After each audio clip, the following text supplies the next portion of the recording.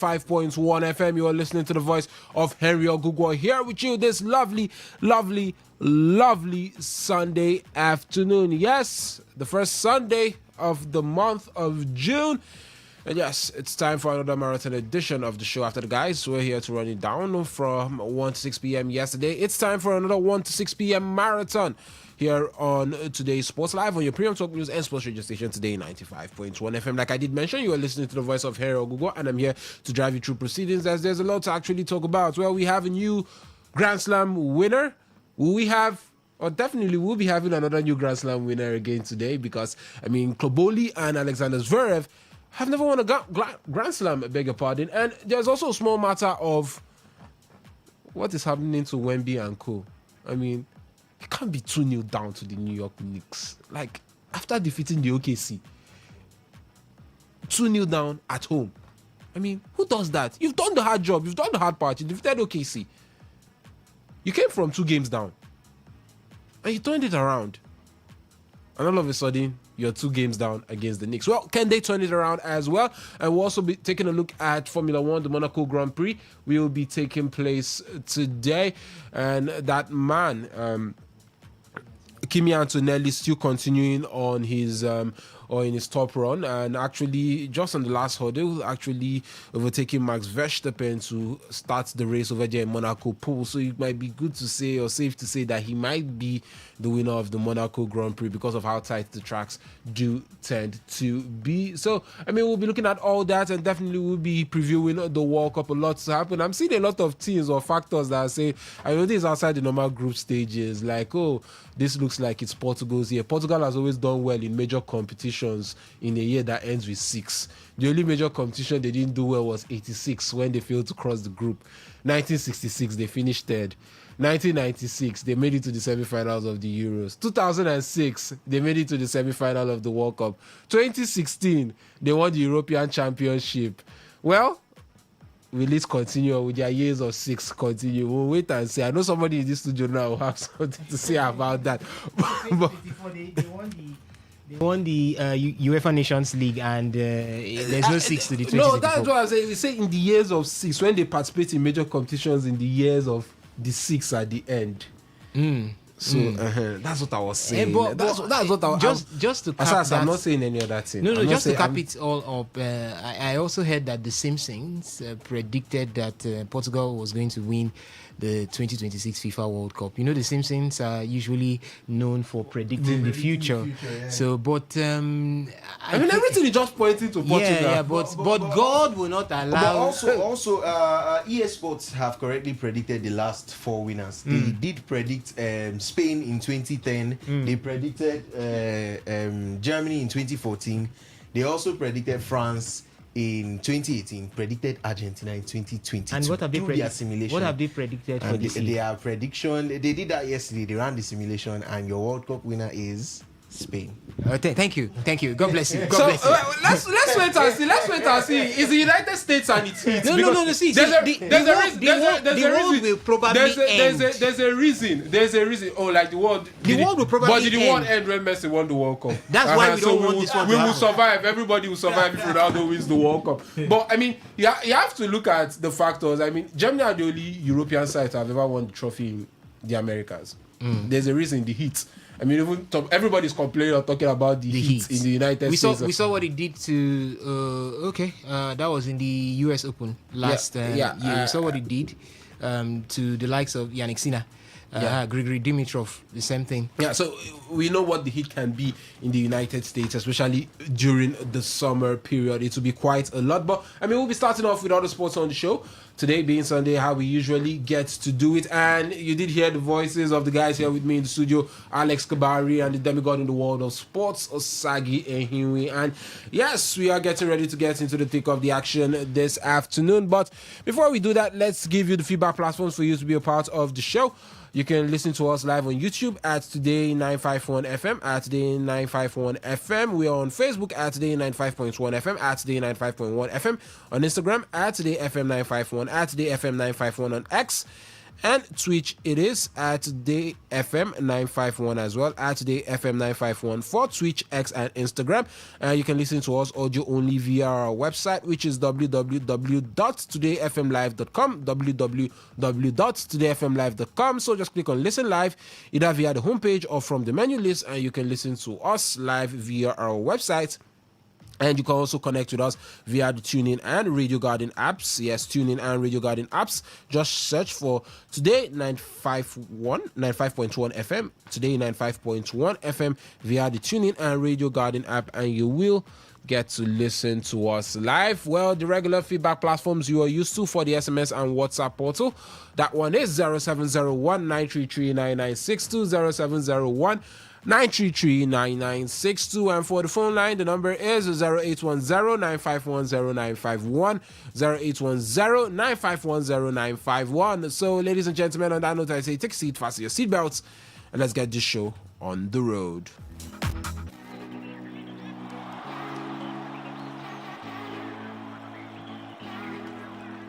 My name is Gianni Infantino, FIFA president. For the best of sports, always listen to Today Sports Live on Today95.1 FM. Hello, my name is Kanu Wampo, aka Papilo. For the latest and trending sports stories, always listen to Today Sports Live on Today 95.1 FM Port Harcourt.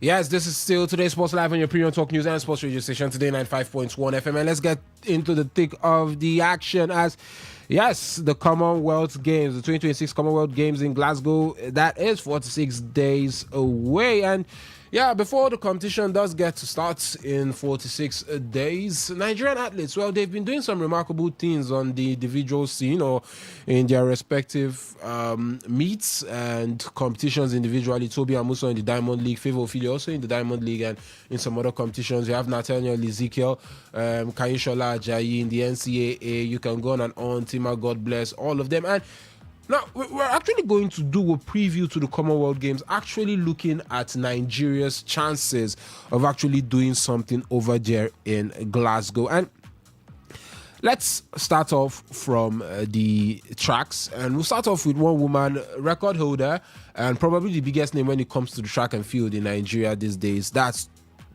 Oluwatobi Loba Amuson. Toby Amuson. Now, the world record holder enters the Commonwealth Games, having already demonstrated she is in the form of her life. Now, Amuson opened the 2026 season by winning a fourth consecutive African title in Accra before embarking on a Diamond League campaign that has been among the most consistent of her career. Now, she finished third in Shanghai, second in Xiamen, where she clocked a season's best of 12.28 seconds before winning in Rabat, where she broke her own meeting record of 12.45 seconds set in 2025. Most recently, she claimed gold and set a new meet record at the New Taipei Athletics Open in Taiwan, crossing the line in 12.72 seconds despite running against the headwind of 0.3 meters per second. Her 12.28 seconds performance remains among the fastest times recorded globally this year and sits third in or on her all-time personal list, behind only her world record of 12.12 seconds set at the 2022 World Championships in Eugene, Oregon, and the 12.24 seconds she clocked at the meeting do Paris in 2025. There is Kayishola Ajayi, 100 meters men. Now, the name that has electrified Nigerian athletes in recent memory, the 20-year-old Auburn University sprinter staked his claim as a world-class talent at the NCAA East Regional Championships, clocking a time of 9.84 seconds with a legal wind reading of plus 0.4 meters per second to shatter Olusoji Fasuba's Nigerian record of 9.85 seconds, a mark that had stood for 20 years since it was set in Doha in May 2006. Now, the run simultaneously installed Ajayi as the 2026 world leader in the men's 100 meters and the fastest Nigerian man in history, placing him ahead of distinguished names including Divine Oduduru Shehu Ogunkoya and Davison Ezinwa. Now, even Fasuba, who held the record for 2 decades, has publicly backed the youngster to chase the African record of 9.77 seconds held by Kenya's Ferdinand Omanyala. Now, he still must come through the Athletics Federation National Trials in Lagos from June 20th to 22nd to secure his Commonwealth Games spot. But if he does, he will arrive in Glasgow as one of the most dangerous sprinters in the field for Nigeria over there in Glasgow. Now, let's head over to Samuel Agazi, the 400 meters men. Now, while Ajayi grabbed the headlines at the NCAA East Regional Championships, Agazi was quietly making his own history on the same afternoon. Now, the University of Alabama quarter miler set a new personal best of 43.82 seconds in the 400 meters to sit atop of the 2026 global rankings in his event, becoming only the second Nigerian alongside Ajayi to lead the world in a sprint discipline in the same week. Now, the 400 meters is an event in which Nigeria has historically struggled to sustain consistent medal winning form at the highest level, making Ogazi's emergence all the more significant. Now, with the AFN president Tinubu Kokowa describing the NCAA performances as proof that Nigerian athletes are on fire, Ogazi is expected to be among the most eagerly awaited entries at the Glasgow Games should he come through the national trials. There is also a small matter of Favor Ophelia if she is going to participate in the Commonwealth Games, depending on whatever we hear. I saw a report of Favor Ophelia representing Nigeria just last week in one of the. It's not officially confirmed. Not officially confirmed, but I saw her name listed on that particular one and I was asking, I was wondering. I said, how did it all happen that she has changed her mind. They've built back the bond. Yes, but there is no smoke without fire. For her to be listed, that means probably talks could be on ground to get her back into the fold. I think this could be the best time Favour Philly could return or could have a swell time with Team Nigeria, because every athlete is firing on both cylinders. There is no one slacking behind, and the strength of the team is the strength of the bond. Yeah. So with every athlete firing on all cylinders, it could be very, very much clear that Favour Philly could get something from the relays. She could also get a boost coming from the 200 meters. Because when you have 3 Nigerians on the 200 meters getting into the finals, you're more or less having that motivation that fine, this medal could come to Nigeria. So if that happens, the way it is, it could be clear on that, because Rosemary Chukwuma is on fire these days. Yeah. She's on fire when it has to do with the 100 meters, the 200 meters.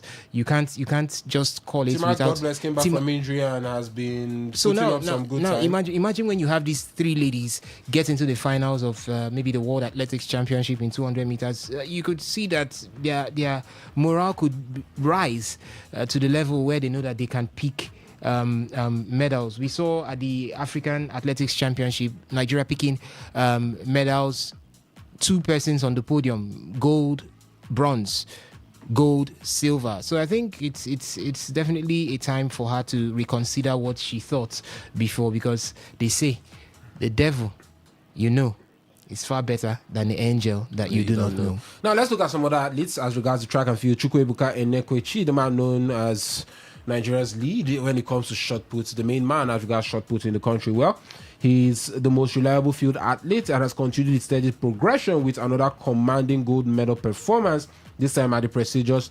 Znamensky Memorial in Russia, where he threw 21.27 meters to finish well clear of Mexico's Juan Vasquez Gomez, who took silver with 20.13 meters, and Romania's Andrei Rares Todar, who claimed bronze with 20.02 meters. Just to hold you there, we just talked about Favour Philly, and I'm seeing it clearly here that she ran under the umbrella of Nigeria. Yeah. That was yesterday. She came in second in the 200 meters race with a time of 22.15 seconds. Yeah.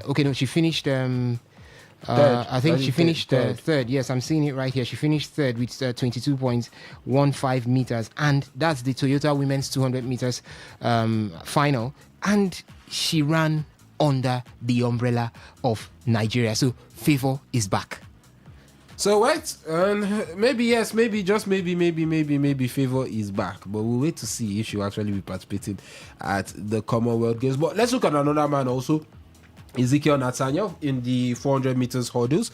Now, he is the African 400 meters hurdles record holder, and the man is among the names on Nigerian entries for the Lone Star Grand Prix in Texas, where he lined up against a field featuring world finalist Caleb Dean, who has run for 7.75 seconds this season, and 2022 world bronze medalist Trevor Bassett. And his willingness to compete among elite opposition in the months before the Commonwealth Games is a sign that the Federation and the athlete himself believe he is in shape to challenge for a medal. Now, his African record places him among the continent's finest in the event, and a strong showing in Glasgow would represent a career-defining moment. And we'll still go into wrestling a little bit, but guys, you're looking at these names mentioned. We talked about Tima having a good return to injury, or good return to the track. Onojovevo has been good. Favour is back. Looks like she's Rosemary back. Chukwuma. Rosemary Chukwuma is back. Toby has been having a good start to the season. Kayishola Ajayi, Samuel Ogazi, and Ezekiel Nathaniel have had good starts to the season as well. What's her name? Okon. Yeah, Patience George Okon. And she's had a fantastic start to the season as well. You're looking at this. You're looking at the track and field area, and you're looking at it and saying, what are our chances as regards the Commonwealth Games? Are you looking at these performances individually going into the Commonwealth Games? Yes, they've not passed through the AFN trials, but you do want to believe that a lot of these guys will scale through the AFN trials.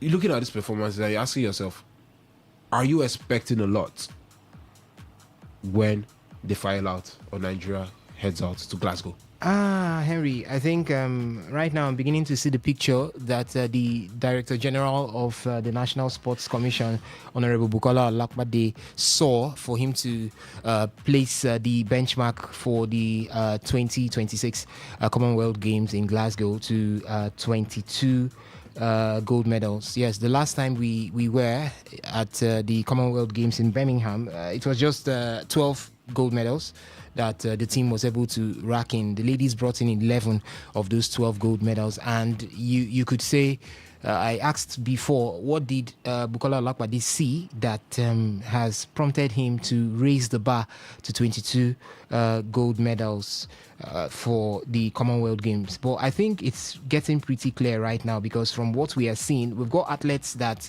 can hit the ground running, can go there and top the table and win these medals. You just mentioned the man Ezekiel Nathaniel did a big one yesterday in the 400 meters hurdle there, winning that one in 47.37 seconds, an identical time to Trevor Bassett. And you could say these are the best legs you could find when it has to do with the hurdles. So he's been brilliant, and you could say he definitely would or could push for a gold medal in the Commonwealth Games if he stays fit and without injuries. At the Infinity Women's 400 meters, Ella Onujoveo also did has 49.47 seconds right there. She was able to get that one also. There was also that impressive run from Favor of Philly at the Lone Star Grand Prix, but we are yet to pretty confirm heavily if she will be representing Nigeria against Gabby Thomas, who won that one in 21.70 seconds. Ella came in 22.15, not too far, so meaning she can just get to the Commonwealth Games, push her weight a bit above her level, and could end up winning that one. So she's got a winning potential for that particular one. So Henry, so many of our athletes doing great things. Toby Amoso also at the Taipei Athletics Open, she dominated the final with a record of 12.72 seconds. She's getting better by the tick of the clock. We saw her do a 12.88. That was at the Diamond League, and here she is right now with a 12.72. She only is getting better, and I think it's Favor's year. I hope she can hold on to this up till the 2028 Los Angeles Games, because that's where we want to see her do big things. For Patience Okon George, she ran the fastest time she has ever run in 8 years, and that's to tell you that she understands the plan, she understands the requirements, she understands the goal right there, and she's keen into it. 51.41 seconds, her season's best already in 8 years. Age is not on her side, pretty counting, but she's pulling in these very, very good performances for Team Nigeria. Wisdom Great Musa also for the hurdles. You talked about Chukwuemeka Enekweche, Chukwuebuka Enekweche for the short put, for the short put. So what else are we talking about? Christiana Ogunsoya also is there in for wrestling. And you're looking at Esther Kolawole, yes, and you're also looking at what's her name again? Her name is skipping my mind now. Damola Ojo. Okay, that's another name in wrestling. I mean, right. they just won medals. They just concluded wrestling championships over there in Mongolia. So I mean, these are names, like you're looking at the way the performances have been going, and maybe that confidence is or coming that back. doubt that you had is gradually being eradicated or eroded, and the confidence is actually coming Yes, back. I think the confidence is coming back, because I'm just mentioning a list of players. Even Israel Okon these days has gotten into the top 16, or those who have run 10 under 10 this season. So we're having about how many athletes who have run under 10 this season, that's sub 10 this season. Kaisola Ajayi, Olusoji, that's retired, and Israel Okon, Enoch Adegoke have all gotten into that this thing, and they're still active. So it's quite clear that the road to Glasgow, the Commonwealth Games, is smooth. So I'm going to be very much optimistic with Team Nigeria's performance at the 2026 Commonwealth Games. I see Nigeria actually going there and representing Africa in the greatest of ways, the right light. So it's a huge one. We also have a lady who does the javelin. She has been very exceptional. I saw her at the African Athletics Championship, and I was like, whoa, this is really, really impressive. So it's a huge one. It's a good one. I think I have more belief in Team Nigeria right now. Before, I was looking at it that Toby Amoso could be the only one who could maybe get us a medal over there in Glasgow. But I think at this point, we are seeing too many athletes, and these are athletes who are foreign based. We also have athletes within the shores of Nigeria also doing well. We saw them go over to the African Athletics Championships, and they actually fused very well with the foreign base. You know, a lot of our foreign based athletes had visa problems arriving. They had problems. Some of them did not attend. It was these home based ones that were able to balance up, top up the performance, and we're able to pull through. Nigeria still came through. I think we finished third on the medals table, third or fourth on the medals table, right there. It was in the African Athletics Championship. So it paints a picture that there is a light at the end of the tunnel, that the future is bright for Team Nigeria. So let's see them go over to Glasgow and let's see what they can do. Okay, let's see them go over to Glasgow and let's see what they can do. But Alex, he talked about something. Their foreign base. He talked about the local base doing well, but I mean, it's Africa, so we do expect the level of competition to be quite different or increased when you look at the Commonwealth Games. We're not talking about the Olympics or a World Championship now, so it's just Commonwealth countries and all that stuff. But you're still talking about the United Kingdom or Great Britain. You're still talking about Australia. You're still talking about even your fellow African countries that were British colonial territories. You're still looking at those. You're still looking at Canada. You're still looking at some other countries from Asia and all that stuff. And you're asking yourself, yes, you're doing well, but like I did point out, Osas noted that this was all done abroad, or these performances are being put up abroad. Now let's factor in the usual bottlenecks we have when they come to Nigeria. The AFN, what preparation is like, what kits are like, what bonuses are like, what allowances are like. Will those bonuses and allowances actually be paid on time? Will they even be paid at all? And all this back and forth we usually get to see.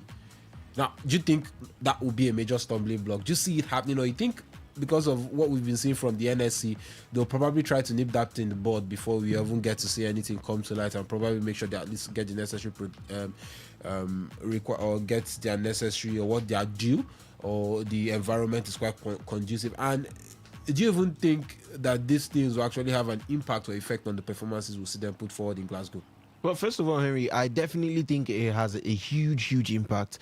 As the AFN president has rightly stated, as Tonubo Kukoa, he stated that he expected a total of, how many medals was that he wanted? That is the Director General of the Bukola Olopade. That's 22 gold medals. Gold medals is what he expects from the team going into that Commonwealth Games.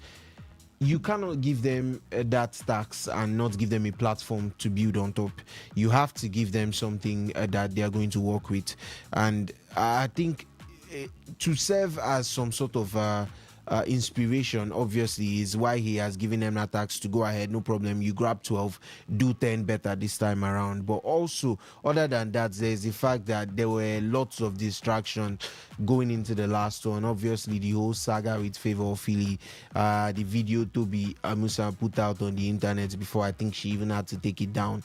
Those are unnecessary distractions, and those are the type of distractions that you do not expect the team to currently be facing, because I think it plays a huge role in how they go on to perform, or how their preparation plans go. Because yes, you're bringing it back here, and we all know the stories that have been revolving around different reasons and for different things. And I just think it is very, very essential. It's key for them to play their parts to help these athletes to arrive for the Commonwealth Games in time and to arrive well prepared. It's up to you. There should be an air of ease around their bonuses, their income, whatever is meant to be due to these athletes. There should be an air of ease around it. There should be no speculations at all on whether they are being paid, or one of the athletes comes out with a cryptic message about the board, shots fired, and all of that.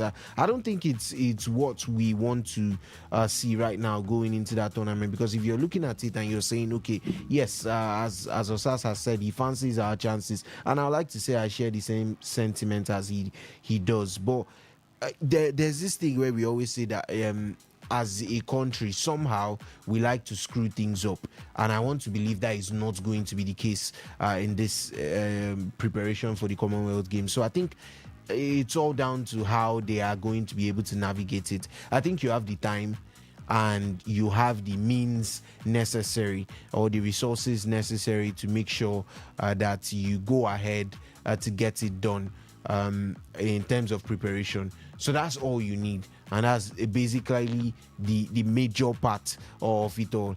I think that is the semi-final highlight. The final is by is it 4? Yeah, it's by 2. That's in 20 minutes time. So we have basically the means to get it done, and it's all about telling yourself, okay, yes, the athletes have to be in top notch and in top form to go into those games, or those round of games, or that tournament. You're looking at not just not just the track, you're looking at the field athletes, of course, which is not an area you would really expect to dominate in. I think we could look at the track and say, yes, this is our points, but of course the field events are still something to look at. So that means there's still improvement to be done. There are still as Osas pointed out, the AFN qualifiers, of course, to go through to see the athletes that will be selected. But of course, with the names you already have right now, you expect them to go ahead. As you pointed out, their superb form. Then a couple of good news regarding Favour Ofili and what we hope would be a complete and heart-filled switch back of allegiance to to compete for Nigeria. So I mean, you take all of this into consideration. It's good form, it's good momentum. Athletes are buzzing with confidence. You add a bit of preparation into it, or should I say the maximum preparation into it, and then you're able to just spur them on and tell them, okay, yes, go ahead, we've given you the platform to go forward, and we've made demands that we expect you to at least meet.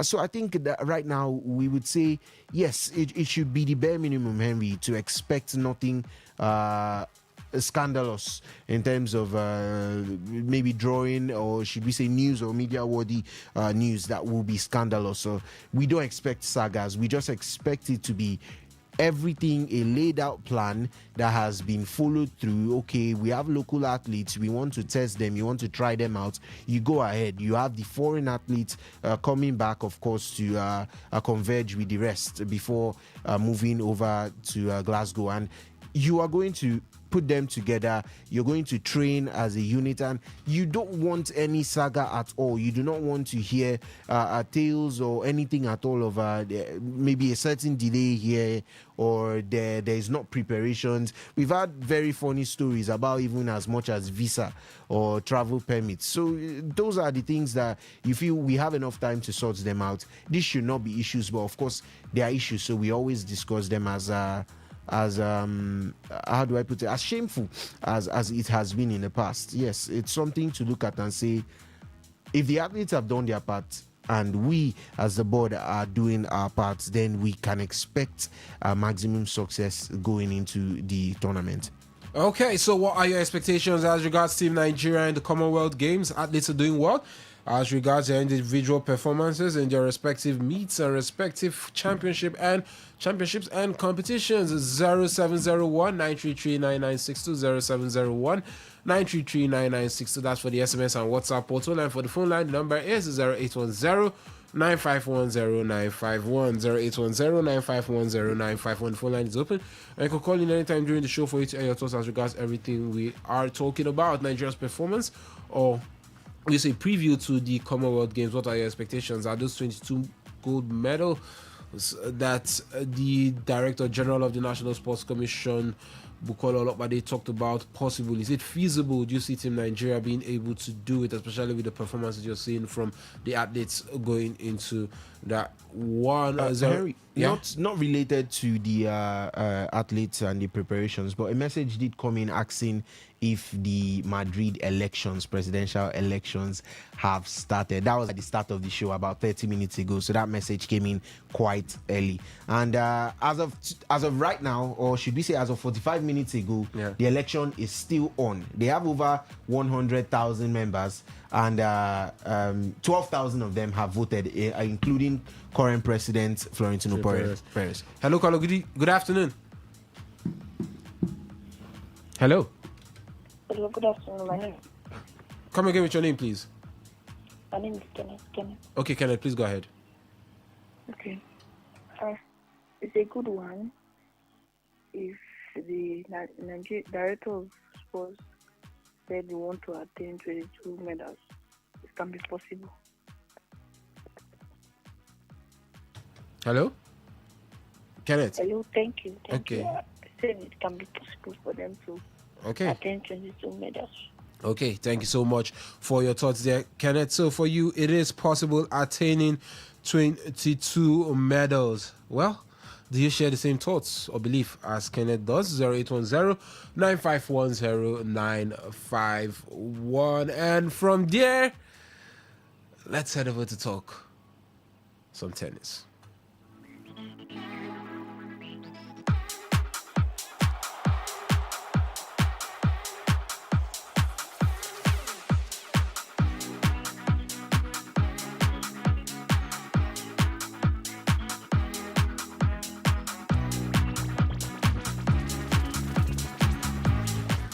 Well, a teenager is a Grand Slam champion. Yes, she's the youngest person to actually win a Grand Slam or to win Roland Garros since Maria Seles in 1992. She is Russian. She has been coming close, always falling short in moments where you felt age and inexperience was always playing a major role in it happening. But finally, Mira Andreeva, well, she has done it 6-3, 6-2 over Maya Chwalinska, the Pole. And yeah, she did do that one in straight sets and made it look quite easy and simple on the afternoon, dispatching her in an hour and 15 minutes. Dominant display, but yeah, she is a Roland Garros champion, but it's a Roland Garros that has been marked by upsets and a lot of shocking results. And a lot of people did have the belief that Chwalinska could actually do something, especially when you know Andreeva's history of falling short when people actually expect a lot or more from her due to inexperience and some will say age. But Alex, she finally did it. She won a Grand Slam and she's the Roland Garros champion. Yeah, I mean, remarkable achievement for the 19-year-old and massive congratulations to her. It's well earned. I mean, there's really not much to say. Look at her ranking.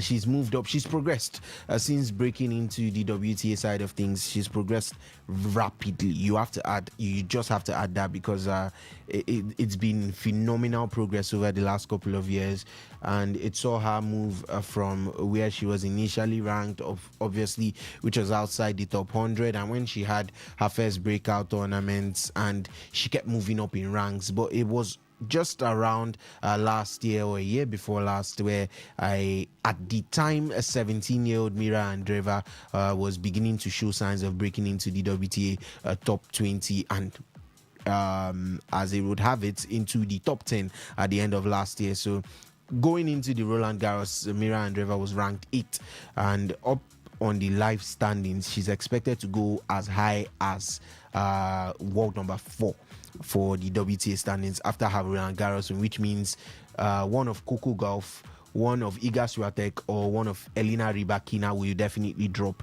because Arina Sabalenka is still way ahead as the world number one on those WTA standings. So it's massive congratulations to her. And I mean, I can't say nobody saw it coming. Maybe you did not see it coming in the circumstances given it, but with her progress and with her age, you can definitely say this girl plays 10 to 12 years of active tennis and competes in all the Grand Slams. She's definitely going to be a Grand Slam champion, and she has done that, and maybe a little bit earlier than most persons would think.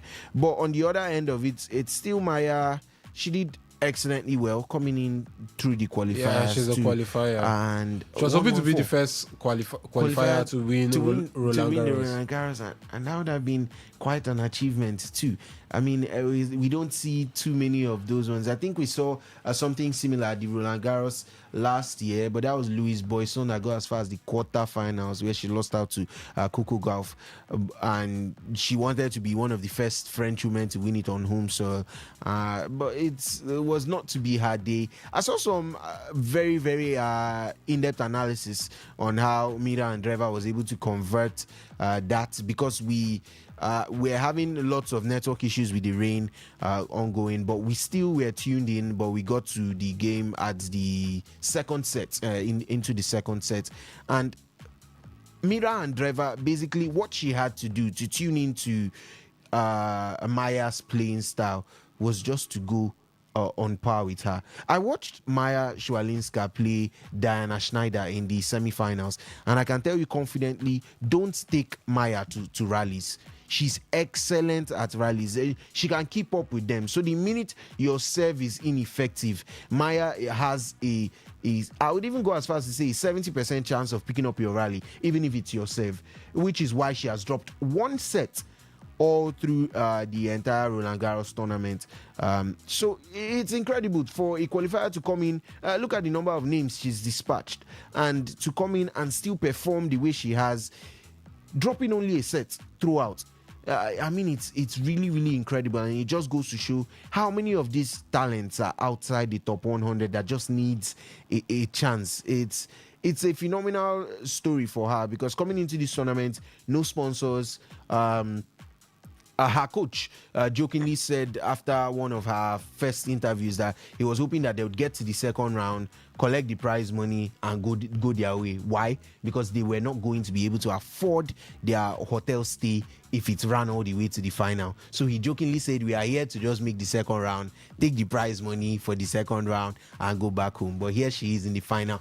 To even reach the final, she still had debts, because obviously it's whatever prize money is going to be paid is paid after the final. Yeah. So she has incurred debts from where she's staying in terms of the hotel residency. And it had to be a Polish, I think it was an energy drink company from Poland that stepped in to clear the debts for her to be able to continue. And now she has lots of agents buzzing her, lots of phone calls. Everybody now wants a chunk of Maya as it stands right now, because she's definitely going to be in or around top 20 on the rankings. So she has gone on, and I think it just goes to show how many talents can be found that are yet to break out, are just around that space, but they've not been able to really get that opportunity. But the minute they seize that opportunity, I think we'd see them on the stage for a long time. So massive congratulations to her, but we still expect to see Maya compete. And we are seeing her on clay, we want to see her on grass, we want to see her on hard courts,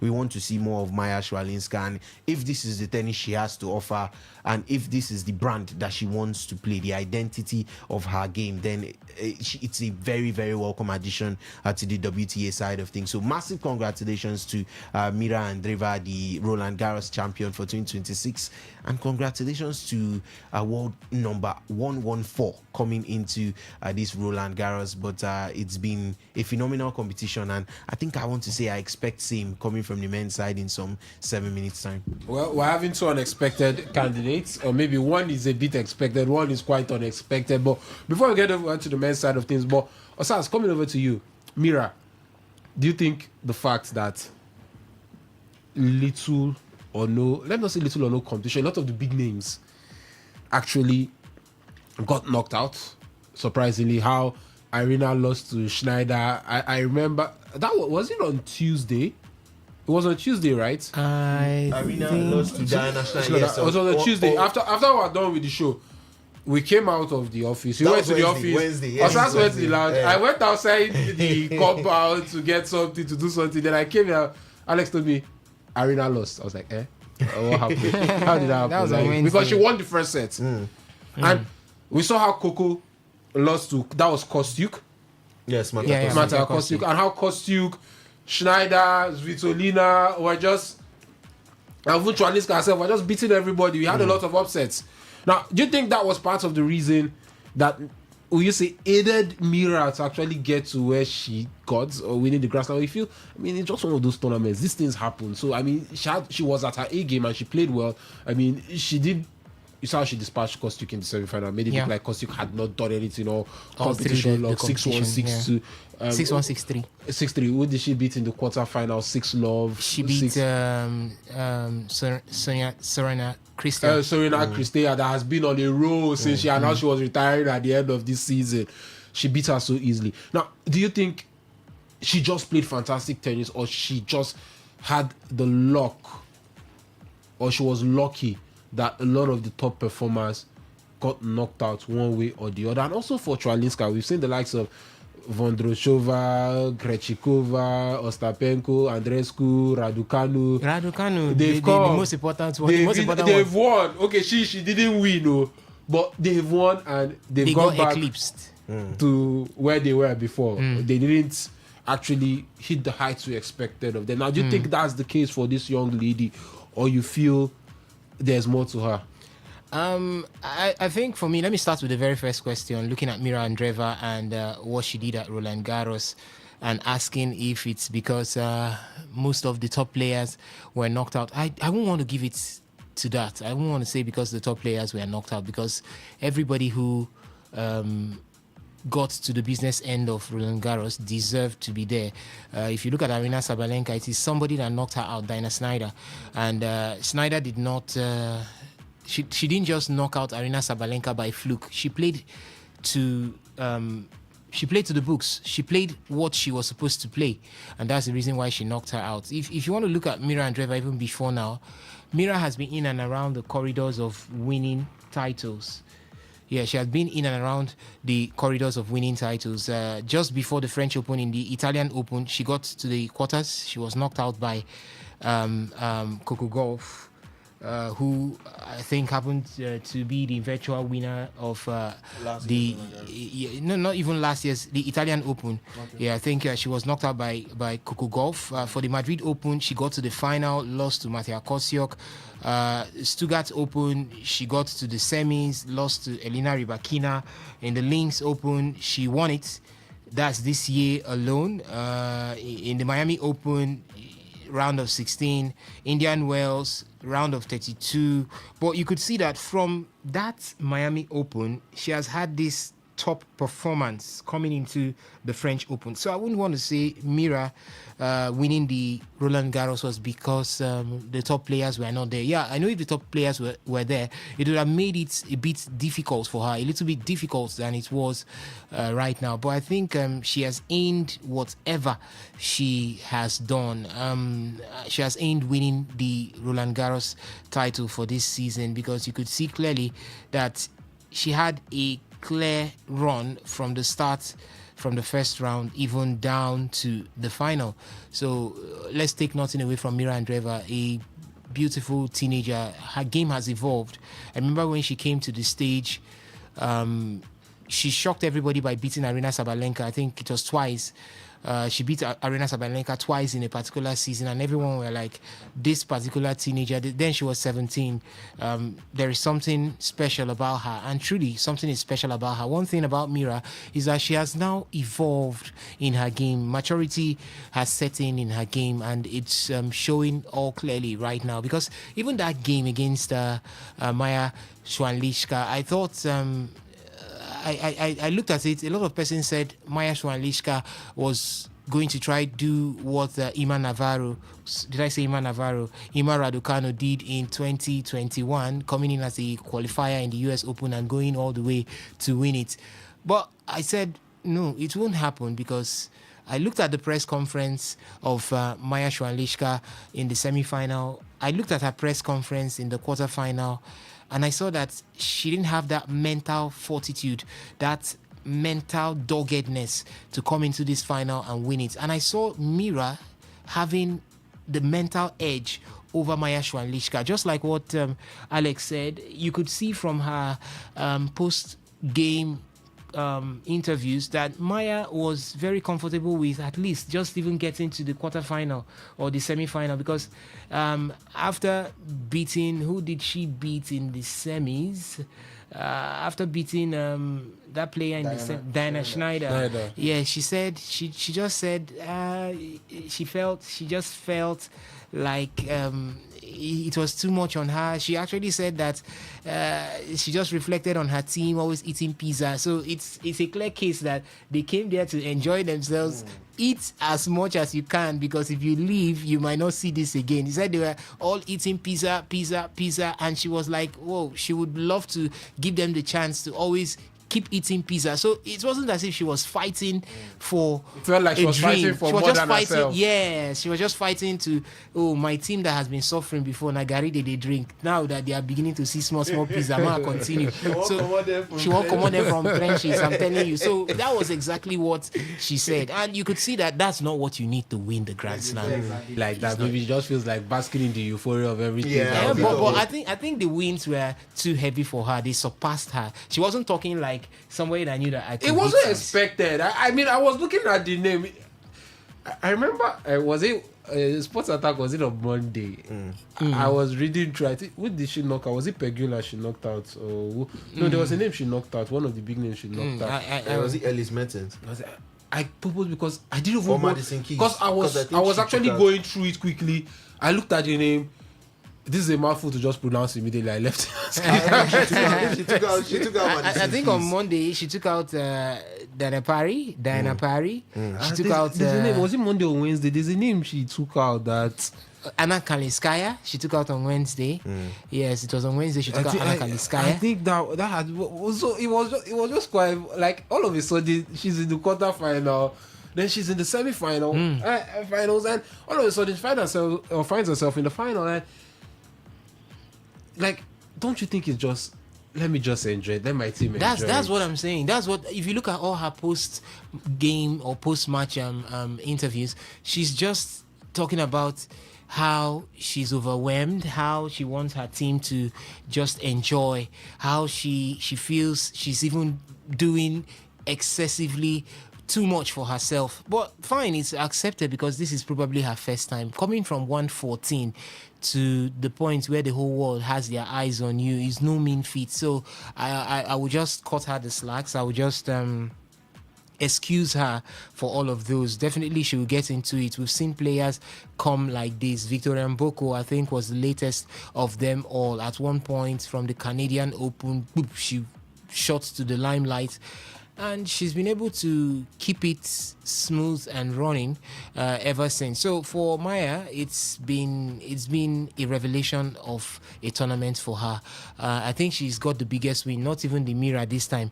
It's Maya. Maya is the biggest winner from Roland Garros as it stands right now. So I just hope that she continues. Now to your second question, I hope that she continues, because see, the problem with all of these spring up surprises is continuity. How many have come to the circle of the limelight and have continued to remain there? It's difficult. Ima Raducanu, one time in 2021, 2022, was the eye of English tennis. They looked at Emma like someone who was going to bring in the Grand Slams, maybe rival the likes of Serena Williams. I know she might not get up to 20, but at least be that when they say the America or United States of America has Serena Williams, the United Kingdom would raise Emma Raducanu and say, this is what we've got. The same way when the Swedes will say, we have Roger Federer. When the Spaniards will say we have Rafa Nadal, when the Serbs will say we've got Novak Djokovic, they will also lift up their own Andy Murray and say this is what we've got, even if he's the other guy amongst the top three or the big three. Yeah, so but the truth here is continuity is very important, very, very important. Ima Raducanu, why am I calling her Ima Navarro? Ima Raducanu off the grid. You talked about Marketa Vondrousova came in, looked like she was going to hold on, off the grid. Barbara Krejcikova off the grid. Bianca Andreescu off the grid. Now, in recent times, we have seen Leila Fernandez. She came out at one point. I thought she played the final with Raducanu. Yes, I thought she was going to. Off the grid she goes. We've seen Alexandra Ayla still trying to raise her head here and there, but off the grid. So I don't know if Maya will be able to be consistent, because what I've seen from her talks, her mindset, her gameplay, she's not aggressive. She's not the aggressive type. So I don't know if such a person would though we have a replica of that, those who are not aggressive, like Elena Rybakina. They are not aggressive, but they are always consistent. They are always they are very technical with their play. Let me use that. They are very technical. The likes of Elena Rybakina, the likes of Jessica Pegula, they are not aggressive. When I say aggressive, I'm looking at people like Arina Sabalenka, very aggressive. Iga Swiatek, very aggressive. Victoria Mboko, very aggressive. But these girls are not as aggressive as them. So I could still say Maya Swiatek, depending on how fate works for her, depending on how events play for her, depending on how her chances play out, she could still be in and around. But the WTA is always difficult to hold on to a sport for a very long time. You have to be very, very consistent. I've seen one thing about the WTA: people come in, they stay a while, they go out, then they can return back. We've seen Elena Rybakina at one point. She came up till world number 3. She went out, fell off the top 10, got close to the top 20. I think even fell out of the top 20 at one point. Came back. Now she's here again.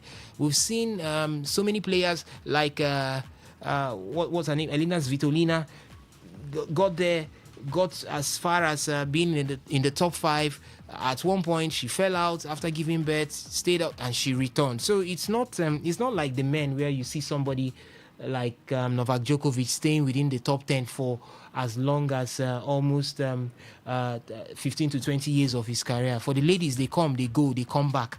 Yes, so it's not going to be the last we hear of Maya Swiatek. She will definitely be there. At least right now, with the way things stand, she might be getting very close to rival Iga Swiatek as the top-seeded pool player.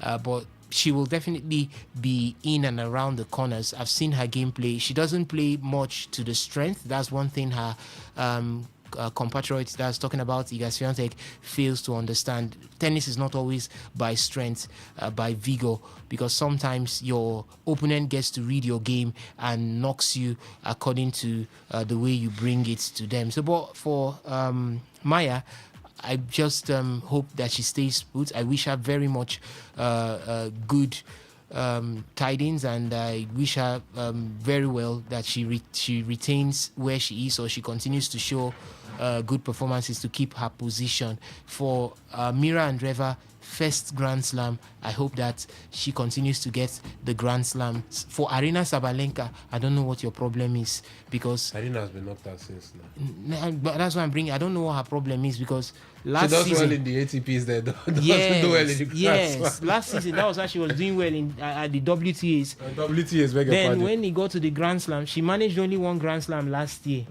Now this year she has not even gotten one, and we have just 2 Grand Slams remaining. It's not as if She didn't get any of the first 3 last year, and then went on to carry the US US Open. Open. So everybody calmed down on top of matter and said, no problem, we'll go again this year. So and this year has started with her and losing. Like for a last repeat. year, for last year and this year, her rivals have not been. Her rival usually is Iga Swiatek, but Swiatek has been a shadow of herself Since last season. year. Since last season. So why can't Arina Sabalenka use If we're this talking window? about if we are talking about direct rivals, yes, I think your your point still stands valid. Madison Keys in the Australian Open, Coco Gauff in the final of Not the a French rival. Open, Amanda Anisimova in the semi-finals of Wimbledon, and I think she finally got her US Open. That was against Amanda too. Anisimova, yes, Amanda Amanda Anisimova. That was a revenge in the final too against her. So to come back again into this year, lost the final Australian versus Elena Rybakina, yeah. and now has lost out versus Diana Schneider in the Schneider. quarterfinal. If we have to look at her opponent, she should be beating all these She should be people. beating. If Now, we are being I very expected her to use this window to like do 8 Grand Slams ahead. Yes, because at this that rate, is true. That is true. She should have. As much as you think yes, she stand out. You don't even have to look for factors to think of why Arena stands out. Look at the ranking points. Look at how far ahead she is of everyone there. But do you think this year will actually be more erratic? You continue what you're saying, but do you think this year will actually be more erratic? Because what we saw in the Australian Open, it's we had her losing to Rybakina. Yeah. The big names. Swiatek didn't perform well. Gauff didn't perform Coco, yeah. well. Coco didn't perform well. Jessica has even dropped off. She's falling out She's of falling the, off out of the top 10. As it stands She's falling right off now, so she's falling seriously. out of the top 10. So the regular names are currently skipping my mind. Amanda has has been a little bit more consistent. but this Keys year is it still in hasn't. the top 10. Keys is still in the top 10. Pauline has fallen off now, Yeah, if memory she serves me has. right. So I mean, it just feels like maybe it's just going to be another inconsistent year of season when it comes to the WTA. Well, to start with, the fact that Elena Rybakina was ranked 9th, and then when she got to the finals of the Australian Open, went up to 7th in live rankings, and then went all the way to 3rd by winning just that Grand Slam, tells you everything about the state of the rankings when he has to do from 2nd all the way down to 10th. Maya Swalinska can go on to win just one WTA 1000 and she would enter the top 5 or she would enter the top 7. That's how close it is. That's how tight it is. So it is very, very erratic. It's a situation where nobody needs to drop points. Nobody has to lose matches, and they are losing. And they are not losing to themselves. They are losing to smaller opposition that you'd expect them to beat, or people that they'll go up against and you expect them to easily get the victory, but they are losing to those ones. So I think that's what worries me the most when you look at this top 10. If you go to the men's side of things, I would want to excuse or let me say pardon this particular Roland Garros because it's not the best example. But if we were looking at the men's side of things, it's way more consistent. You'd see Djokovic in a semi-final. You'd see Sinner. You'd see Alcaraz. That is 1, 2, 3. You'd see Zverev. 1, 2, 3, 4 lined up. You see Felix Auger-Aliassime in a quarter-final. So if you look through a quarter-final of 8, you would see at least 6 in the top 10. In the women's side of things, particularly in recent times, you would find maybe 2, maybe 3. So it's been very, very erratic. The fact that Elena Rybakina, currently ranked 3rd on the women's side of things, and a Grand Slam holder, she's coming into the tournament having won a Grand Slam, to be knocked out in the 2nd round, to not make it past the first 3-4 days of Roland Garros is already a huge shocker. It's already telling you it's erratic. Look at who took her out in the first place too. So that's what I'm saying. When it looks when you have to look at their individual opponents, it is erratic because it is not like we are saying Pegula is number 6-7 and she's playing Mira Andreeva, who is ranked number 8, who is obviously going to move up after her win yesterday. And you're saying that is a tough match, so one of the top ranked women will have to leave. It is not even the case. The case is a 5th seed will go up against a 47th seed and lose without even picking up a set. So it is way more erratic. They find it hard to control their conditions. Henry, I think I was speaking to you even before this Roland Garros. I told you Coco has not been playing well. Yeah. I watched Coco for 2 to 3 straight games, and I could not believe the level Coco was playing on. I wanted to excuse it for Clay. I could not believe she was getting broken back to back. The only thing that was her saving grace in that particular season, because who was he even up against? That should be Ivajovic. One of the games that stood out to me. She defeated Ivajovic in 3 sets, but trust me, Henry, it was the tightest of games. In the 3rd set, Ivajovic had her on, I think, 3 different times, broken her serve on 3 different occasions, and Coco broke her back on 3 different occasions too, and eventually got the win in the 3rd set. It was way too erratic. She was serving horribly. She had a combination of about 20 to 30 winners in that game, which is very, very statistically poor. So it's not a consistent game over there in the WTA side of things. If we did not already know through Arina Sabalenka, look at the rest of the standings. It's not consistent at all. Everybody is out to beat the next person, and the shocking part of the defeat is how frequent it happens. If you take it to football, how many times would you see a team coming into the Champions League for the very first time beat Real Madrid? Who did that in 2020? Was that Sheriff Tiraspol that caused a huge uproar in the Champions League? They came to beat Madrid at the Bernabeu. How many times will you see that happen? I'm just trying to paint a narrative here. That is what the top side of the women's faction represents. True, you can have off days, you can have bad days, and of course you're expected to have tough games versus tougher opponents. But at the same time, to go down to persons that are not even properly ranked. One, there are 2 sides, because there are always different angles to it. One is either there are a lot of talents outside the ranked space that we know, that's like from, let's say, 30 downwards, 30 to 100 and above.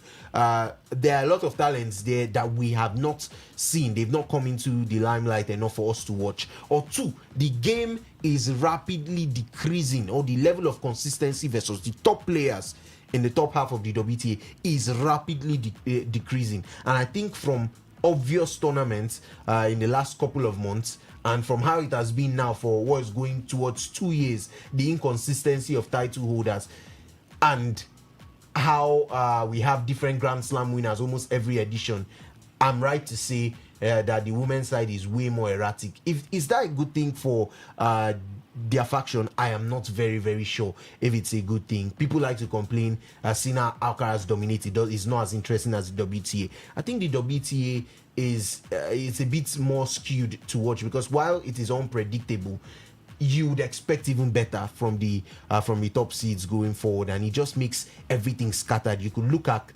Marta Kostyuk. She could be 24 today and she'd win 2 matches, and you see her in number 12 tomorrow. That barely happens in the men's side of things. Okay.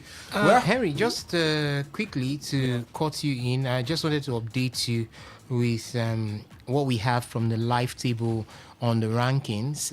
Some shocking moves that we've seen already for Coco Gauff. Alex just talked about Coco Gauff. On the live rankings, Coco Gauff is 7th now. She has gone out of the top 5. Okay. So it's Coco Gauff being on an autopilot to get out of the top 10. She doesn't give a good performance of herself in Wimbledon, she'll obviously be knocked out of the top 10. And we are seeing a huge jump of Maya Schwanlischka. She's now 21st in the world, very close to the top 20, from 114 to being 21st in the world. So that's a huge jump for the female side of things. Then from the male side of things, we've seen a huge jump for Flavio Cobolli. He'll be in the top 5 if he wins. He wins, yes. Currently, he is 10th. And depending on what happens later on, that game is about to be on the way. He could jump into the top 5. Then Spanish teenager Rafa Joda has moved to 23rd from where he was 29. That's called that 6 places from there. But we have seen also the man Novak Djokovic. He has jumped out of the top 5. He's now 7th in the world. Is our daddy leaving tennis? Or is it tennis leaving him at this point? I don't know, but I still want to see more of Daddy Joko. Let's see what he can give to us. Harry, we have this message from none other than Ovie Wallace. He says, this year's Roland Garros, as much as it pains me, has been very fun. Congrats to Mira. And if Zverev does Zverev things today, we could see another upset. Okay, well, we'll wait to see if Zverev can actually do Zverev things, win the first 2 sets, capitulate, lose the final. We'll wait and see. But I mean, let's get to that now. These are 2 very close friends. And it just feels like the ball is in Zverev's court to actually do the needful, to actually get it done, because there is no Novak, there is no Alcaraz, and neither is there any Sinner here as regards the Roland Garros finals, and a chance to win his first ever Grand Slam. But one thing is certain, there will be a first time Grand Slam winner at the end of the final today. Koboli could go as high as 5th if he's able to win the final today. And we're not asking, like, what happens? These men have been fantastic throughout Roland Garros. They've both dropped only 4 sets combined all tournaments. Yeah, Koboli didn't play his semi-final game, which some people feel will have or might play to Zverev's advantage because Zverev is a bit more match sharp than he is. We all remember how that affected Djokovic in a way last season as well. But now, do you think that will play a major role? And do you think Koboli actually stands a good chance against Alexander Zverev today, Asas? Henry, I don't know what to say at this point, but yeah, on pen and paper, Zverev seems to be the better player because if you want to look at what he has done currently at Roland Garros, it's been a fairy tale run for Alexander Zverev. He's knocked out Jakub Mensik. That one almost got to 5 sets there, but he was able to keep it clean. Knocked out an informed Rafael Yoda. And you could say after that, Alexander Zverev was tipped as the man to do it because Yoda has been exceptional through the tournament. Knocked out De Jong, knocked out Thomas Mahjak, Benjamin Bonzi as well. So you could say he's the man in form to do this. Yeah, if you also want to look at his past games, Zverev for the past 3 to 4 ATP tours has found himself within the semis as well as the final. Yes, he has always been doing that right from the call that the Indian Wells. He was in the final, the Miami Open in the semi-final. I beg your pardon. The Miami Open in the semi-final, Monte Carlo semi-final, BMW Open. He exited in the semi-final, but guess what? It was to this same man he's going to be playing right now, Flavio Koboli. So in the past 2 meetings, I think Flavio has got the better of Alexander Zverev. So it's one thing with tennis is the way you look at it might not be the way it will come at the end. So for Alexander Zverev, the odds are in his favor, but we know Zverev, we know what he does. When you expect him on the biggest of stages, he will capitulate. I just hope he doesn't do that today. Flavio is not much of... for the past 5 ATP tours, Flavio has not managed crossing the quarterfinals. This is the first time he's crossing the 3rd round of the Roland Garros. So this is the first time. So with that, Zverev should understand that he should do the job. The job should be done. Don't come here and make us feel like Flavio has got a chance. See this thing off as quickly as possible. Get the Grand Slam and plan for the next. Because if you lose this one, I bet you, Wimbledon, any person that crosses Yannick Sinner's front will collect anyhow. Because I think that young man will be coming into Wimbledon with fire in his bones. And you know that Wimbledon has always favored him. It's one place that the temperature, the humidity, everything works very well for him. That's England, pretty close to Italy, where is his home country. So it's not going to be too much of an issue for him. So I think Alexander Zverev should hold this one now. And in our local palace, we call it take whole body. He should do that right now. I don't expect much from this. I don't expect this game to go even as far as 5 sets. So you're thinking it's going to be 5? I think it's going to be straight sets. Koboli has already dropped about, is it 2 sets all tournament long? Who has he come up against? Let me see if he didn't play Analdi. That one yes, he didn't play. He kicked out Berrettini, if memory serves me right. Berrettini injury. I think that he walked over Berrettini. He didn't play Berrettini. Now the semi-final. And Berrettini quit, or Berrettini retired versus Analdi being down 7-5-5. Yeah, he kicked out Felix Auger-Aliassime. Yeah. Kicked out Leonard Thiem. Kicked out Zakaris Vajda. He defeated Who being- is the big name there? Nobody. You look at the likes of. But he's in the final. Who is Hu Yimbing? He's in the final. Who is his fellow Italian Andre Pellegrino? The only big names we are seeing there, or the names that we know, Lenatien is still a teenager, or should be in his 20s right now. So who is that?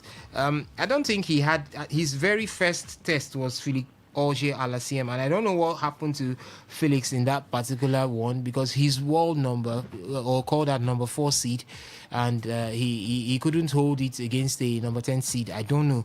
This is what we talk about players like this, when they don't have the mind, call that the bravery, to win tournaments. They just eclipse. The same with Benjamin. Did I say Benjamin? Ben Shelton. Yes. When you expect them, they play brilliantly when they find their mates. But when they come up against those who are older, they pay too much respect. That's exactly what we are seeing right now for players like that. But I think, Henry, I still stand by it. This is a game for Alexander Zverev to win. If he loses it, then he did that to himself. So it's not too far-fetched. We should see him end this one in at most 4 sets.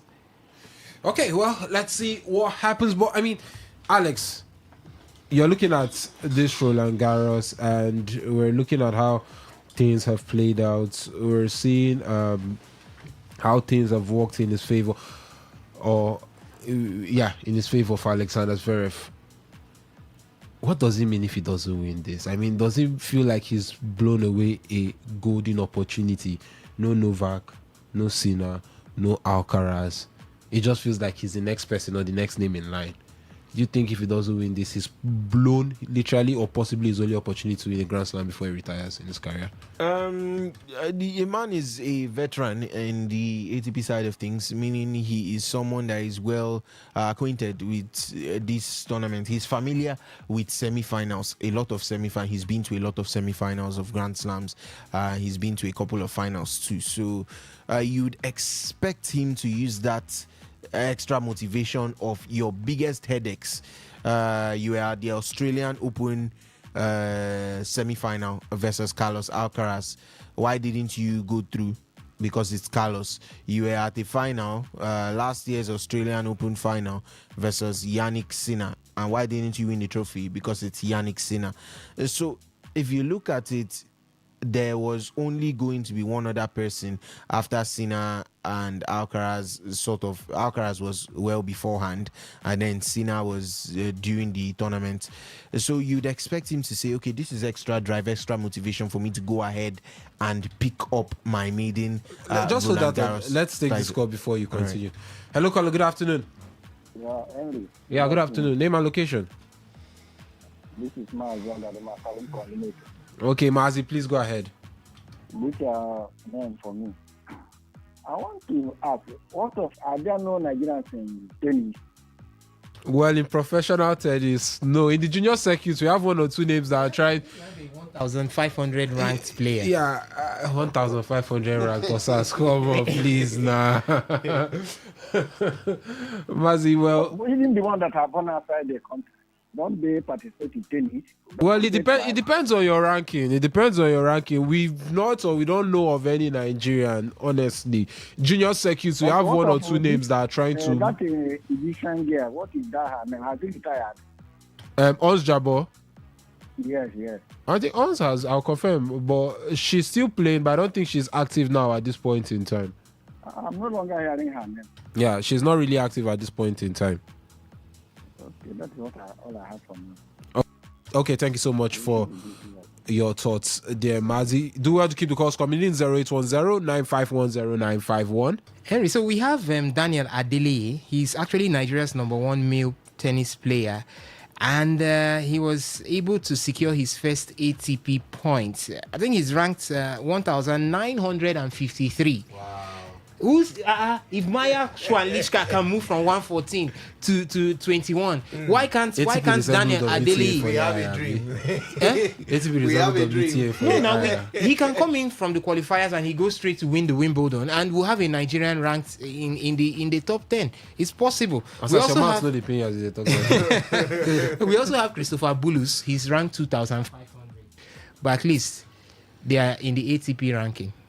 Definitely, there will be no. What else do you expect? But Alex, please go ahead. But before you continue, let's take this call. Oh, we lost that one. Yeah, do want to keep the calls coming in 08109510951. Alex, please go ahead. I'm just looking at this. Koboli is starting off on the wrong foot. Double fault already. Just managed to clinch one back. But the worst thing to start this game with is a breakdown to Zverev. Okay, and let's take this call. Hello, caller. Good afternoon. Good afternoon. Name and location, please. Please, can you speak up? I'm struggling to hear you. I said I'm Gabriel calling from George. Okay, Gabriel, please go ahead. I wanted to ask about the Real Madrid election. How far is it? Perez win? We don't have any further update for now. When we have any update as regards the elections, we'll actually let you guys know. Okay. So is there any signing? Any? Potential transfer so far? When we get to football, we'll get to talk about all that.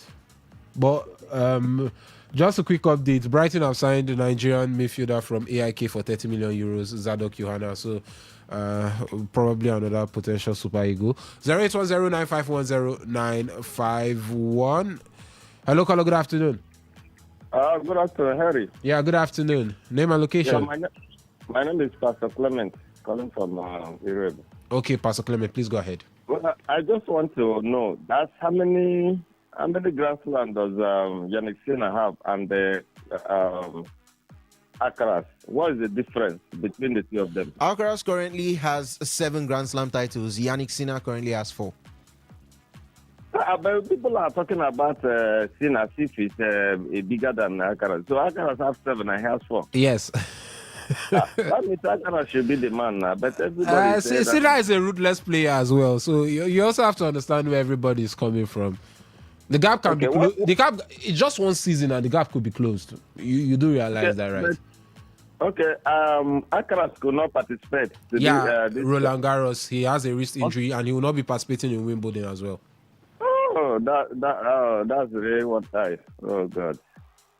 Okay. Thank you so much, Pastor Clement, for your contributions this afternoon. And Alex, please go ahead.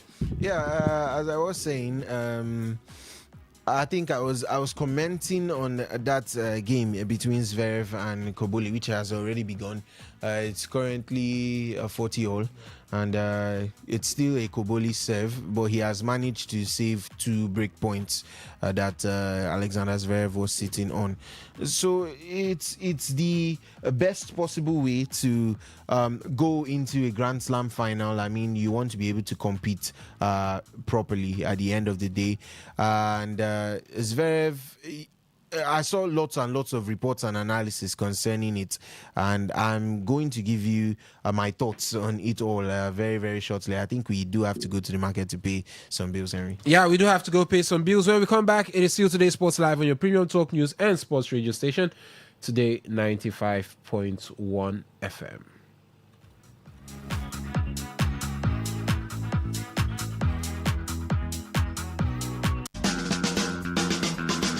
Wetin you dey find for Sokoto? E don dey your domoto. Unique Company Limited na the ogbonge company wey dey deal on all sizes of quarry products like chippings. For Unique, we no dey do the more you look, the less you see o, because we get standard weigh bridge wey go weigh the quantity wey you want. You confirm am, you pay, you carry your chippings, you go house, everybody's happy. Wetin you dey wait for? Waka go Unique Company Limited wey dey along Obirikwere Airport Road beside Bowen Filling Station now, or you reach them with these numbers 0912 994 7115 0912 994 7115 or 0813 572 3222 0813 572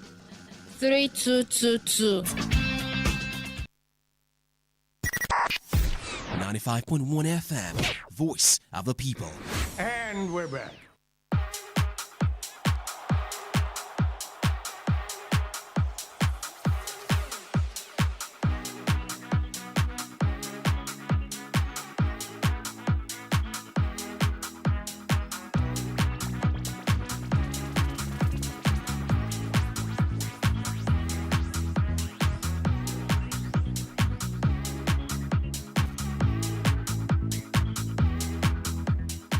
Yes, welcome back to the show. This is your Today Sports Live on your premium talk news and sports radio station today. 95.1 FM. You're still listening to the voice of Hero Google. I've got Alex Kabarian Osagi here with me in the studio. And Alex, you were talking about Zverev not throwing away this golden opportunity. Yeah. As I did mention, there's no Yannick, there's no Carlos Alcaraz, there's no Novak Djokovic. And Henry, the analysis I was about to speak on said something that I partially agreed with as he battles out. That's this is the very first game of the final, and it looks like it's gone at least 5 minutes. Koboli had the advantage. He's lost it. Zverev currently has the advantage. Sorry, it's going to 7 minutes for just the very first game of the Roland Garros final. So if we are to look through the first game, it might be a long watch today. So I hope both players are ready to be on the court for a good 4 hours or so. But yes, Alexander Zverev has all the momentum, has all the confidence, has had what I would call the luck of the draw by not meeting one of his regular foes who used to, or who are very, very consistent with giving him a tough time on the court. And a lot has been said about what it would do for Alexander Zverev's confidence levels, in the sense of he wins this Grand Slam, he finally has won, and there's always that mentality shift. There's always that barrier that has been crossed the minute you get your first one, that one thing you've been trying to achieve, and then you get one. I think there's sort of a shift there. You begin to tell yourself it's possible, it can be done, and that is precisely what Zverev is going to achieve by picking up today's Roland Garros Grand Slam and becoming a Grand Slam champion. He would mentally bridge that gap between Sinner and Alcaraz. We want to talk about how he plays, or he gives his all versus Yannick Sinner, versus Carlos Alcaraz, but he absolutely capitulates versus Sinner. It's almost like his name gives him some sort of a PTSD or anything of this sort. But I think it mentally bridges that gap between both players in terms of skill level. From being regarded as one of the best players to never win a Grand Slam, and then going on to win a Grand Slam today, I think he has just taken the break. Yes, he has taken that break. So he starts the game with a break on Flavio Koboli. To go from that position to winning the Grand Slam and becoming the first name not named Yannick or Carlos in 2 years to win a Grand Slam, I think it mentally bridges that gap between them, because there is Yannick and Carlos. Whatever way you want to put it, Carlos was world number 1, Yannick was world number 2. Right now, Carlos is world number 1. Yannick is world number 1, Carlos is world number 2, and Zverev is third. But anyhow you want to put or shape the narrative, it is Yannick and Carlos and the rest of the ATP Tour. That is just the language around it. So it sort of bridges that gap when you are able to finally get your first. We've seen a lot of narratives about Arsenal, the North London Football Club, getting their first title and how it could spur them on to other things. And I think that narrative is partially true, because when you win something for the very first time, you have that mental barrier that you've successfully crossed. There's a bit more freedom in how you play, and I think you'd expect Zverev to do the same. If he finally gets this Grand Slam and he gets through it, you'd expect him to go ahead and to play even better. You'd expect him to bridge that gap. It should not be such a large gap in terms of quality. You can go par to par with Sinner and say, okay, yes, on your best days and on my best days, it's still a tough game. And when we are both at our worst, I would still give you a game to recall. Try and do the same, because right now the ATP world is calling for someone. It's calling for a third person, even a fourth person. It's just calling for an open field to see more challenges as regards the dominance of those two men at the top. So I think today is a huge day for the German and for his team in terms of finally getting across that barrier that has been Sinner and Alcaraz for a long time. So this will do wonders for Zverev's career, and I think he might end up going regardless of the availability and fitness levels of both Yannick and Carlos, he might end up going up to pick like 1 or 2 more Grand Slams in future. Okay, can Alexander Zverev do it, or will Koboli be able to do it this afternoon over there in Roland Garros? Okay. Well, as regards to Madrid's election, the current update is that Perez he looks on course to win. He has 66.53% of the votes, while his rival candidate Enrique Riquelme is currently on 33.47%. So for those of you asking what's happening, why are you guys scared that there was any threat to Perez not becoming or winning the election? I said it yesterday that Papa Perez has been too much there as a granddad for him to be knocked out. Enrique Riquelme is just fine, an opposition, because they talk big talk. They talk big talk. Normally when there is an unopposed, somebody would always come to say, let's find a way to bring some sort of opposition to it. That's exactly what it is. But for Fiorentino Perez, he has been brilliant for Real Madrid. Forget about the past 2 seasons where it looked like trophies did not come in, but he has been brilliant, and he's the only man, or would I say he's the right man to turn the tides right there at Real Madrid. For any other person coming in, he has to take some time to settle in. That's it. And it could be difficult, or could set Madrid into a position where they wouldn't want to be at the moment. But good one it is if he gets to win it. Let's see what he has to offer. Okay, well, let's see. Well, we already know what Perez has to offer. He's won multiple Champions Leagues with Real Madrid as the president. So he calls himself the most successful club president in the history of football. Technically, and the most controversial. Who did he compare himself to again? The mythical figure, Dracula, was who he compared himself to in that very, very crazy interview he had a couple, was it weeks back? Yes, right as the season ended. So I don't think you'd expect anything different from Perez. Riquelme is all about the big talk, but at the end of the day, Perez would get it done. But as it stands, last I checked was about 15,000 out of the 100,000 board members that have voted, which means there is still a long way to go. Yeah. Voting closes by 8 p.m. Still today, so that means we definitely have a winner announced. But as it stands right now, I mean, Perez he's looking like he's going to sweep. And 4 hours earlier, he also casted his votes, and that was all over the media. So yes, it's looking like Perez for another 4 years. So please, who did he vote for? Who else? You go vote for yourself. Not be yourself. You go vote for. I must to vote for myself. I can Go decide. ahead and vote for Riquelme. You're okay. You're allowed to. Well, you're allowed to. 08109510951 Alex, you've had your eyes on this game.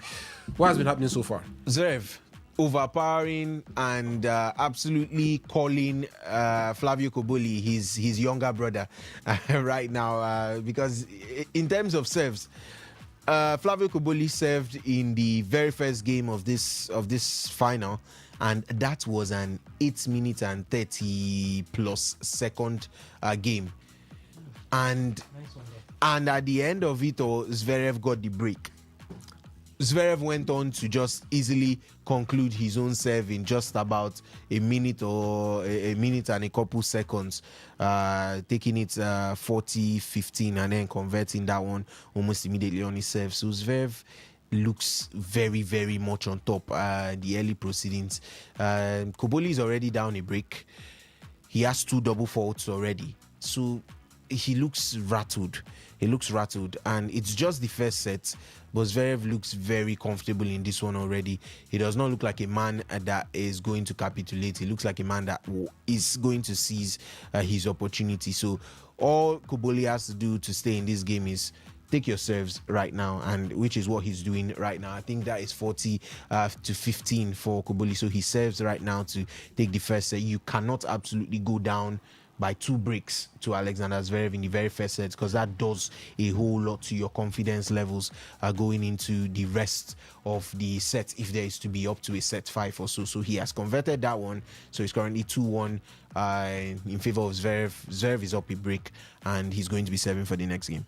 Okay, so Zverev is going to be serving for the next game. We are here to keep you updated as regards what is going to transpire, what is happening at the Philippe Chatrier court over there in Paris.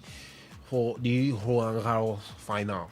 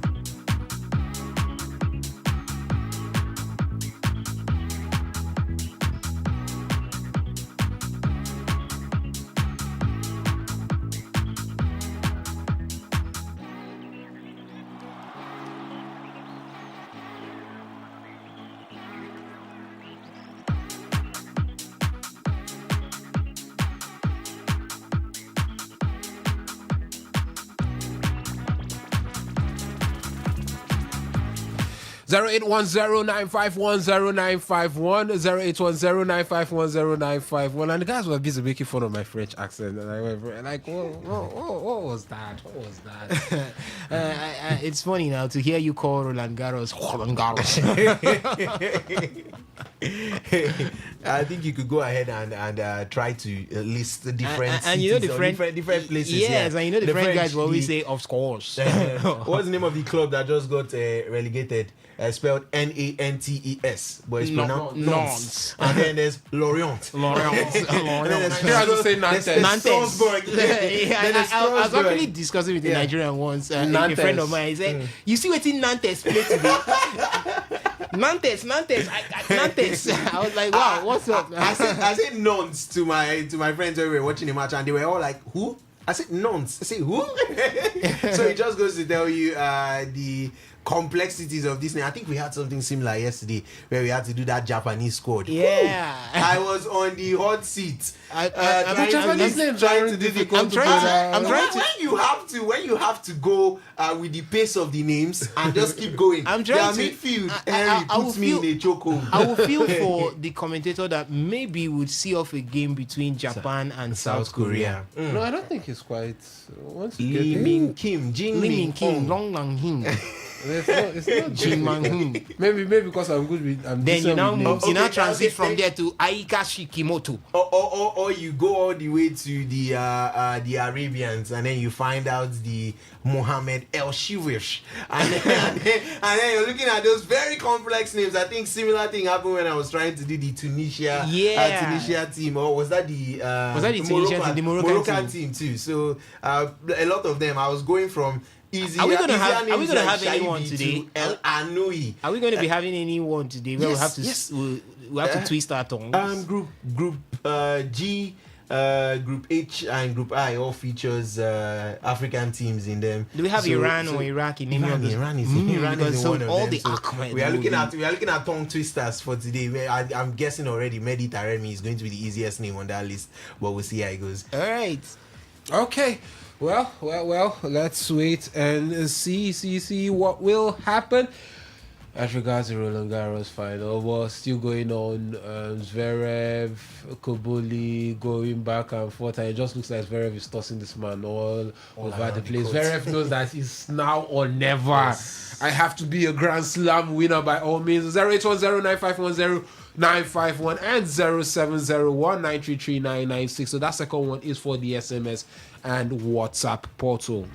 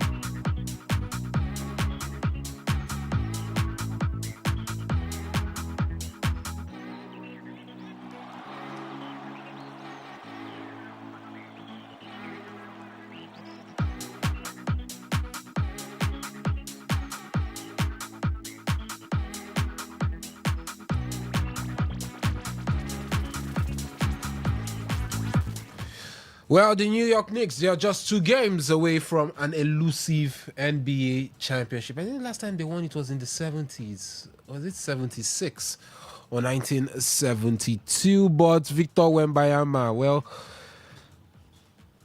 he did make a mistake, as some would say. His mistakes did hand the New York Knicks control over the finals, as a late rally from San Antonio Spurs, or the Knicks did survive a late rally from San Antonio Spurs to win Game 2 of the NBA Final by 105 to 104 points and take a 2-0 lead into the NBA Final as they seek their first championship in 53 years. That is 1973.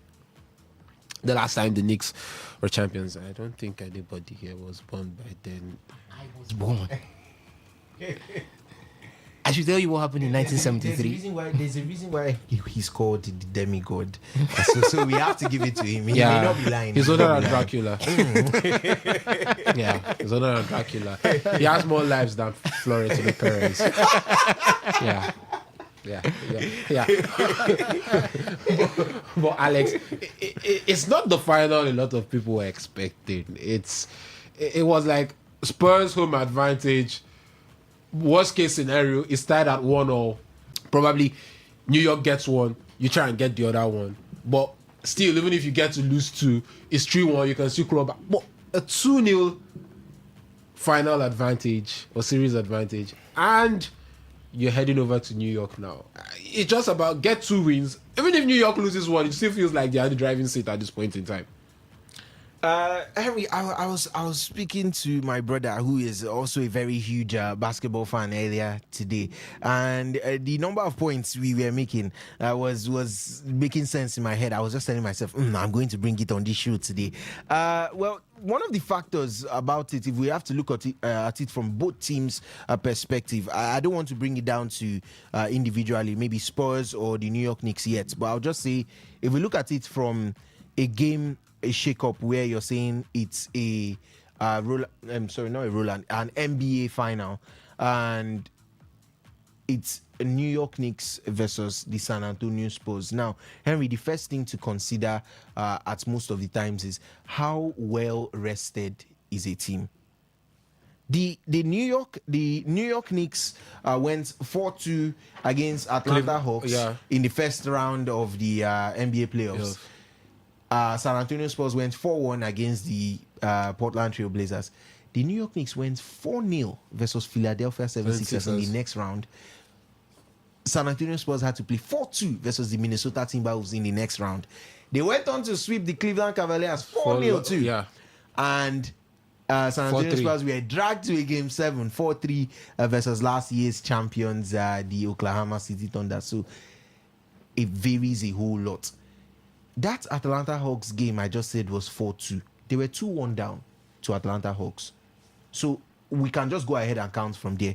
3 straight wins, 4 straight versus Philly, 4 straight versus Cleveland, and 2 versus San Antonio Spurs. That's a total of 12 straight games won. There's something form does.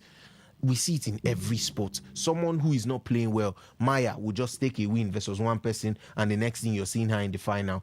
Go over to different leagues, even if we had to bring it down to football. Go to different leagues. Let's stick with basketball first of all. The Atlanta Hawks went on a 15-game winning run this season during the regular season. Nobody saw that coming, but it was one of the longest runs this season. Why? Because they won 4, they won 5, and then they were like, we are unbeaten. Let's keep this run going. You go over to football in Switzerland, a newly promoted side just won the league, FC Thun. How did it happen? They won 3 straight games, they won 4 straight games, and they were like, okay, we are 2 points clear at the top of the table, but we are not a side anybody sees coming, and then they just kept going. Look at the Swedish league too. Last season, Mjällby won the league. That was the same story. This season, IK Sirius, who narrowly escaped relegation, at top of the league about 5-6 points. There's something about form when you start the season off well. 5 wins, 6 wins. Okay, now we are 2 points, we are 3 points, we are 4 points clear of the of our challengers, and you just keep that momentum going. That's exactly the spot the New York Knicks have found themselves in. They've played excellently, they've played great. There've been several clips I've been able to see, Henry, concerning the Zverev has broken again. Oh wow. Osas, this match may not last Zverev as long as I thought. Zverev is not joking. But let's head over to the full lines before you continue, Alex. Hello, caller. Good afternoon. Yeah. Prime Sports, Sorry, this is Today 95.1 FM Port Harcourt. Please go ahead, Alex. Yeah, it's that position, like I did say, when you're moving with confidence, you're moving with form, and everything looks to be. Is that Arsene Wenger? And so it looks like there are a lot of stars over there at the Roland Garros final. I've seen Arsene Wenger, I've seen Kendrick Lamar, so it looks like it's a Starfield final over there in France. Yeah, but back to the USA, back to New York precisely, and back to Madison Square Garden. I mean, it looks like it's a team that is riding. You cannot call it luck. It looks like a team that is riding on momentum. As I did say in one of the clips that I saw, that was Karl Anthony Towns, and he was telling his team that all we have to do is go a little bit extra on our defense. Let's add a little bit in terms of percentage on our defense. Our offense always catches up. It is extremely bold for a player to make that statement in the finals. He says, no matter what happens, our offense always catches up. Let's go extra hard on the defense. And he was proved absolutely right with what I would call a gassed out sports team who have basically no idea or did not really comprehend exactly what was going to happen coming into this final. They've come into the final. They are a well-rested side, I like to add, because where Spurs are playing 6, they are playing 4. Where Spurs are playing 7, they are still playing 4. They've come into a final, and what they were opportune to do is, because they were able to finish their 4 games, they finished their 4th game before Spurs OKC game 4. So they had the space of about a week to rest. What they did during that week was train, practice, prepare. Now they prepared 2 different drafts. There is board A and there's board B. Now on board A is telling them this is what you do if you play the current NBA champions Oklahoma City Thunder. And on board B is this is what you do if you come up against the other potential to be finalists, which is the San Antonio Spurs. And Henry, I can tell you to full effect that it has worked effectively. Whatever space the likes of Victor Wembanyama, Stephen Castle are finding against Oklahoma City Thunder has not worked against the New York Knicks. And like I said, a huge part of that is their defense structure. Everybody on that team is well attuned to playing defense, and I think that is always going to be the best policy, the best way to go. They've been able to play defense. There's been times where they've been behind in scoring, but like Karl Anthony Towns said, our offense will always catch up. They were down 24 points to Cleveland Cavaliers in game 1 with 6 minutes of the 4th quarter remaining. They took that game to overtime and beat the game. You can't even explain the things that the New York Knicks are doing, but like I said, it's momentum. It's riding with the confidence, and you just keep it going. You're telling yourself, yes, we are not favorites versus the San Antonio Spurs, but what is the narrative? The narrative is we are well rested. The narrative is they have played way more games. They've spent more minutes on the court than us through the playoffs or the entire playoff sequence, no matter who their opponent has been. So there should be a reason as to why I'm playing 4 games and why you're playing 7. There should be a reason as to why I played 4 games and you played 6. I should be able to show. And I think it always shows. You look at that Parisian team in the final versus Arsenal, having more possession of the ball and everything. Way more possession. Way more possession. That's a well-rested side. That's a side that the last real competitive game they had to play was Bayern Munich in the second leg. They basically did nothing else and won the league on. And they sat comfortably and they were able to keep their players well-rested, and they had injured players return. That is the story of the New York Knicks. So when you're having a side that is playing week after week, and have just played what I would call a final, Henry, because that was a final before a final, have just played Oklahoma City Thunder, a game which they had to win. They had to show their personality and mentality to win that game, and then to come into this final too.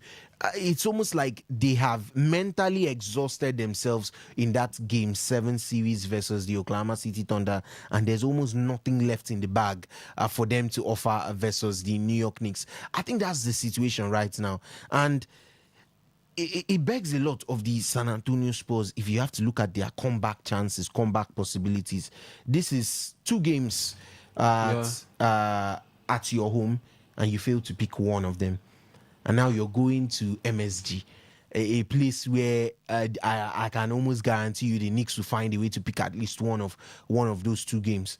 The best thing you have to do to save the face of your franchise is win one, so you don't get swept. But literally, the Knicks winning those 2 means the final is over, which will probably be the easiest NBA final I can remember in a long time. In a very long time. The only one that comes to mind is Boston Celtics versus the Dallas Mavericks. Oh, that was 4-1 in total. Yeah. Yes, it was 3-0. It was 3-0. Yeah, and I think by the third quarter, Mazzulla was already taking out his players to tell you that no, I don't want to win the chip on the road. Let's bring it back home, win the championship, celebrate with our fans. Because it was very obvious. It was one of the most obvious cases of tanking I've ever seen in an NBA final. It was obvious that they wanted to take it back home. So yes, it is going to be one of the worst NBA finals if they do get swept. Only 2 other sides have gotten swept in the 21st century, and that is going to be LeBron James with Cleveland Cavaliers got swept by the San Antonio Spurs with Tim Duncan 4-0. LeBron James with Miami Heat got swept by the Golden State Warriors. That was also 4-0. The Steph Curry dominance and that entire Golden State team.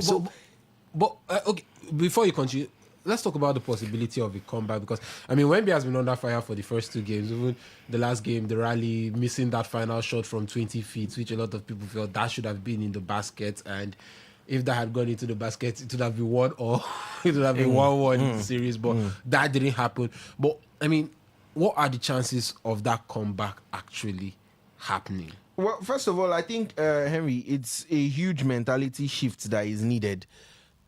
A huge mentality shift from the players, and I think that shift is only going to start with experience. Henry, there are some kind of games that you play, and no matter how good you are or the quality you possess, you need a tad bit of experience. Yes, I always like to say experience is a little bit overrated, but it's in games like those. There should be no reason, Henry, why you would play 2 games at home and you lost the first game by 10 points, and in the second game at home you need a 2-point shot, a 3-point shot, you need a bucket to win game 2 at home. There should be no reason under any circumstances a team in an NBA final should need 6 seconds to make a shot to win game 2 after losing game 1. With both 35 minutes played.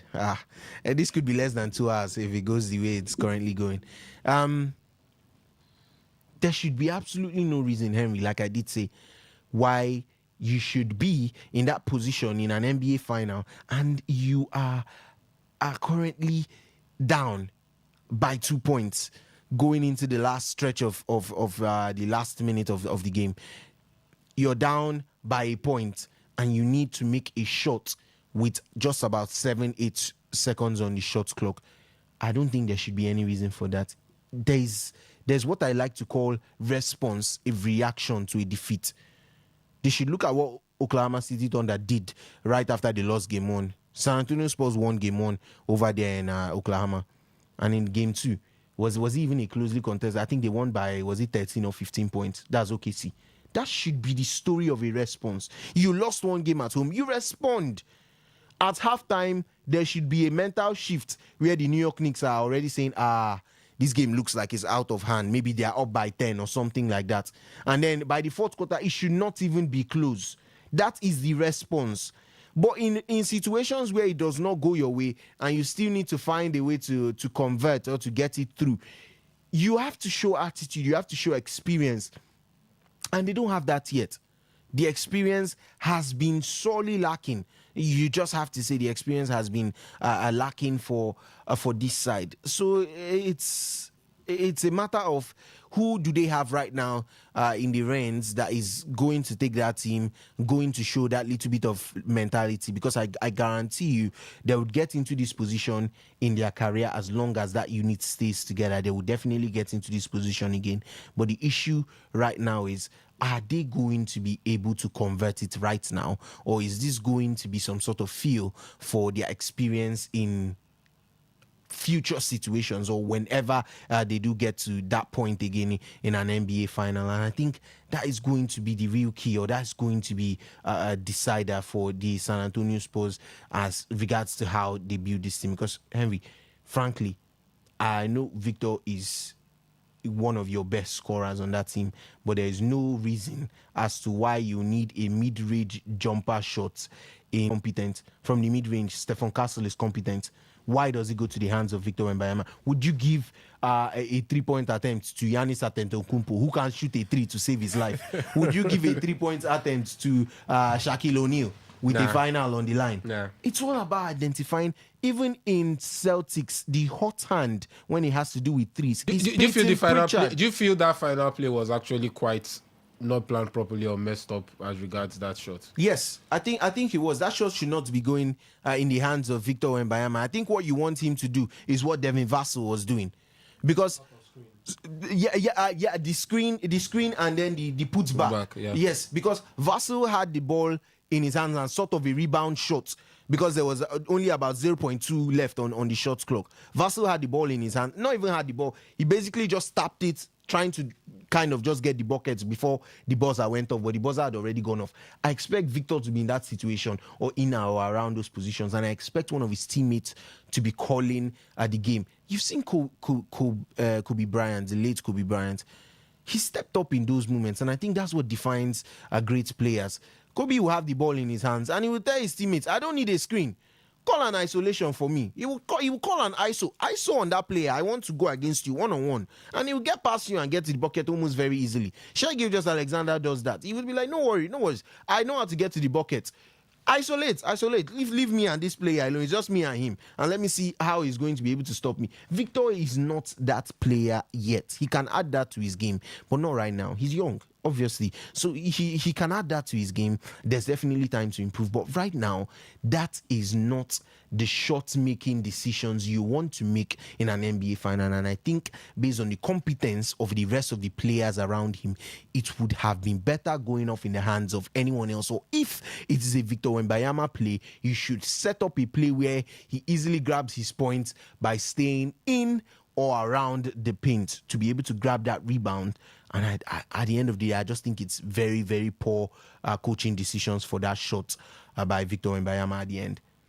Okay, what's your take on the NBA Finals so far? The New York Knicks are leading 2-0 in the series. 0810-951-0951, 0810-951-0951 for the SMS and WhatsApp. To that one is 0701-933-9962. And Alex, it just looks like Zverev is not letting anything. You know what here say? Had I known? Zverev looks absolutely on top in that encounter there. He took the first set 6-1 versus Flavio Cobolli, breaking the Italian twice. Was that twice or three times to take the first set versus Flavio? And he still looks very much on top. In the second set, yes, he's currently serving at the start of the second set and he's 40-15 up. Cobolli has not been told this is the final. Cobolli has not been told this is the final, because I think he plays way better than this. I saw him versus Felix Auger-Aliassime, and I saw a forehand that was absolutely marvelous from the man. But right now, it looks like he's getting swept. I would say right now, what he needs is a break of serve from Alexander Zverev to sort of change things in his tide right now. But Zverev has his number. and Zverev recognizes his opportunity. The forehand is not working. Zverev is pacing Koboli all over Philippe Chatrier court right now as it stands, and I think as much as we know Zverev can capitulate, I think I would like to say Zverev has this one in the bag almost immediately. Okay, so it looks like Zverev has this one in the bag according to Alex. Well, we'll wait to see if things will turn around for Koboli. Maybe a miracle. Just a miracle. Why they look me like that now? Why they look? You won't beat me or something? You won't fight me. Can't miracles happen? Don't we pray for miracles? It can happen, but I don't know if it could happen in this case. But see, ever since I saw on Wednesday, Arina Sabalenka being beaten by Diana Schneider at a point where Sabalenka took the first set comfortably. I think the second set she was also in the driving seat, leading. That should be 4-1 or 4-1. Then went ahead to lose that game. It was surprising to me. So I think nothing else will surprise me. Okay, you don't want to mention the Sinner no, Sinner's own sickness. Let's say a fit Arina Sabalenka, nothing do her, everything they complete. You know, so I could, yes, we could go sleep right now, Henry, and maybe by the time we wake up, sometime close to maybe 6 p.m., would refresh the scores and see that Koboli had to turn things around. It's very possible. So tennis is that dynamic. We just hope. But Koboli is not playing like who wants to win this thing. Because, I don't know, I just saw a drop shot from him and it looked very, very awful. Very awful as it stands right now. But it is what it is at this point, and let's see. Big congratulations to Alexander Zverev. He's one leg or one foot in there. One hand on the trophy. Yeah. So let's see how it goes. And he's not taking his foot off the gas. He's just playing with so much vigor as what a champion should be doing at this point.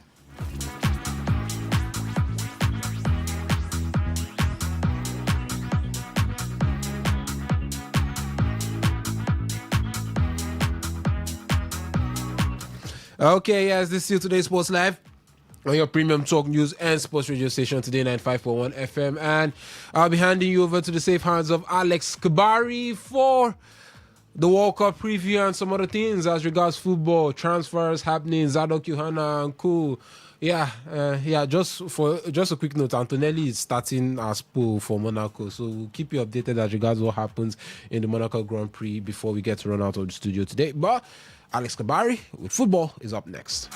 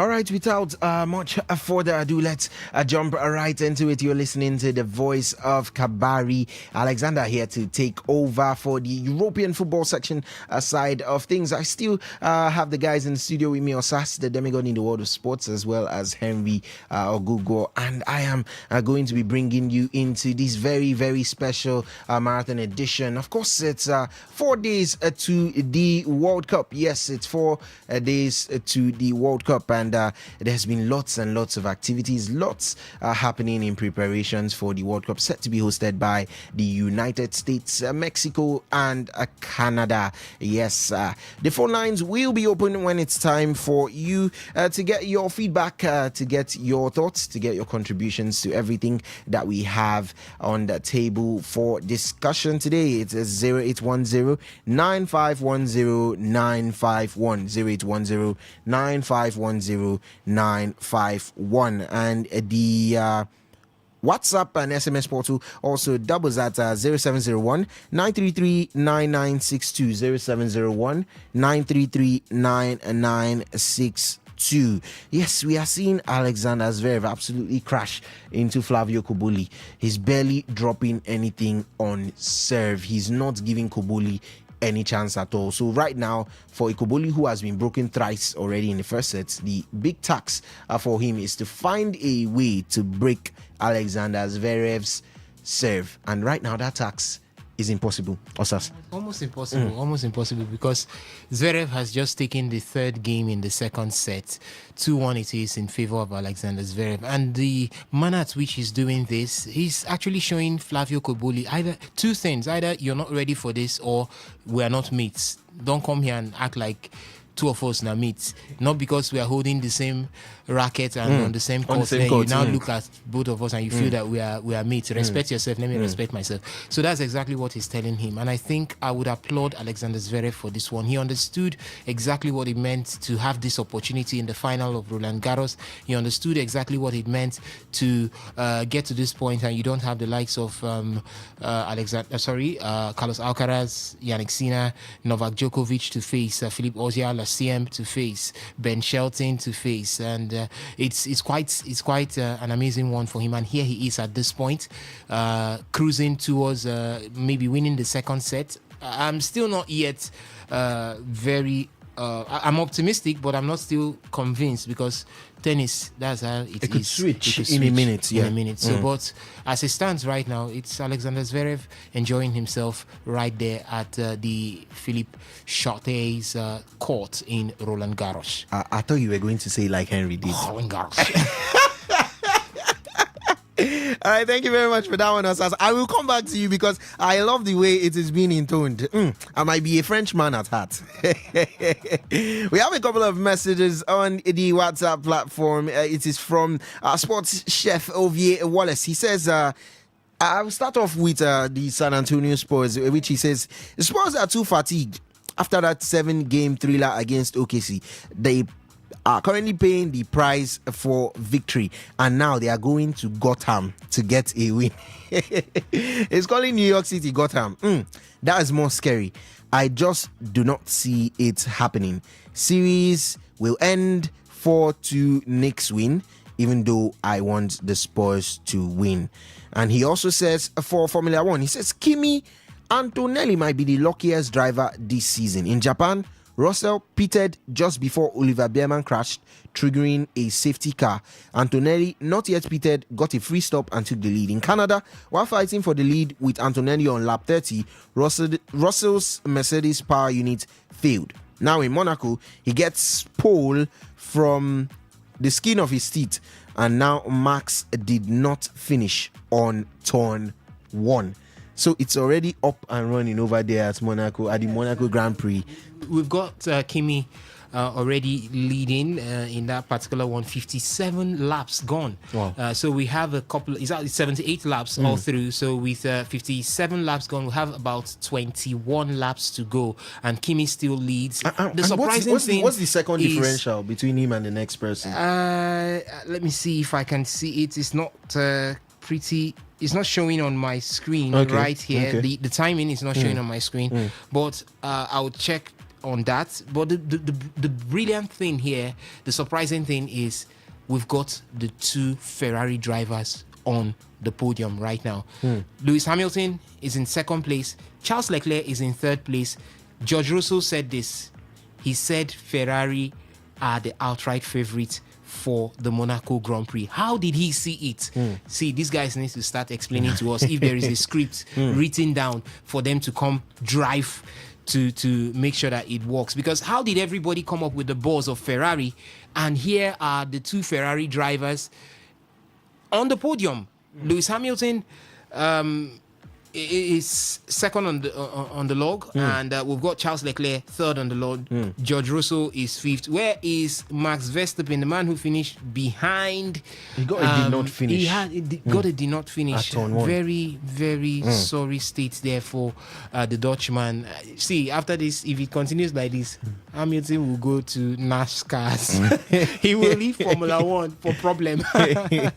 So as it stands right now, Kimi Antonelli looks set to take a very command. Updates from there. That is still, by the way, over in a sector of France, Monaco Grand Prix. We are also going to be still staying with you over there in Paris, the capital of France, for the Roland Garros final between Flavio Cobolli and Alexander Zverev. Currently in the fifth game of the second set, Zverev is serving. It's 2-all. So Cobolli is finding a little bit of fight right now in this, but we are just going to head straight into this because we have to look at the World Cup. But right before we look at the World Cup, I would just like to give a very quick news. Now, Bayern Munich are interested in signing Liverpool's 17-year-old winger Rio Ngumoha.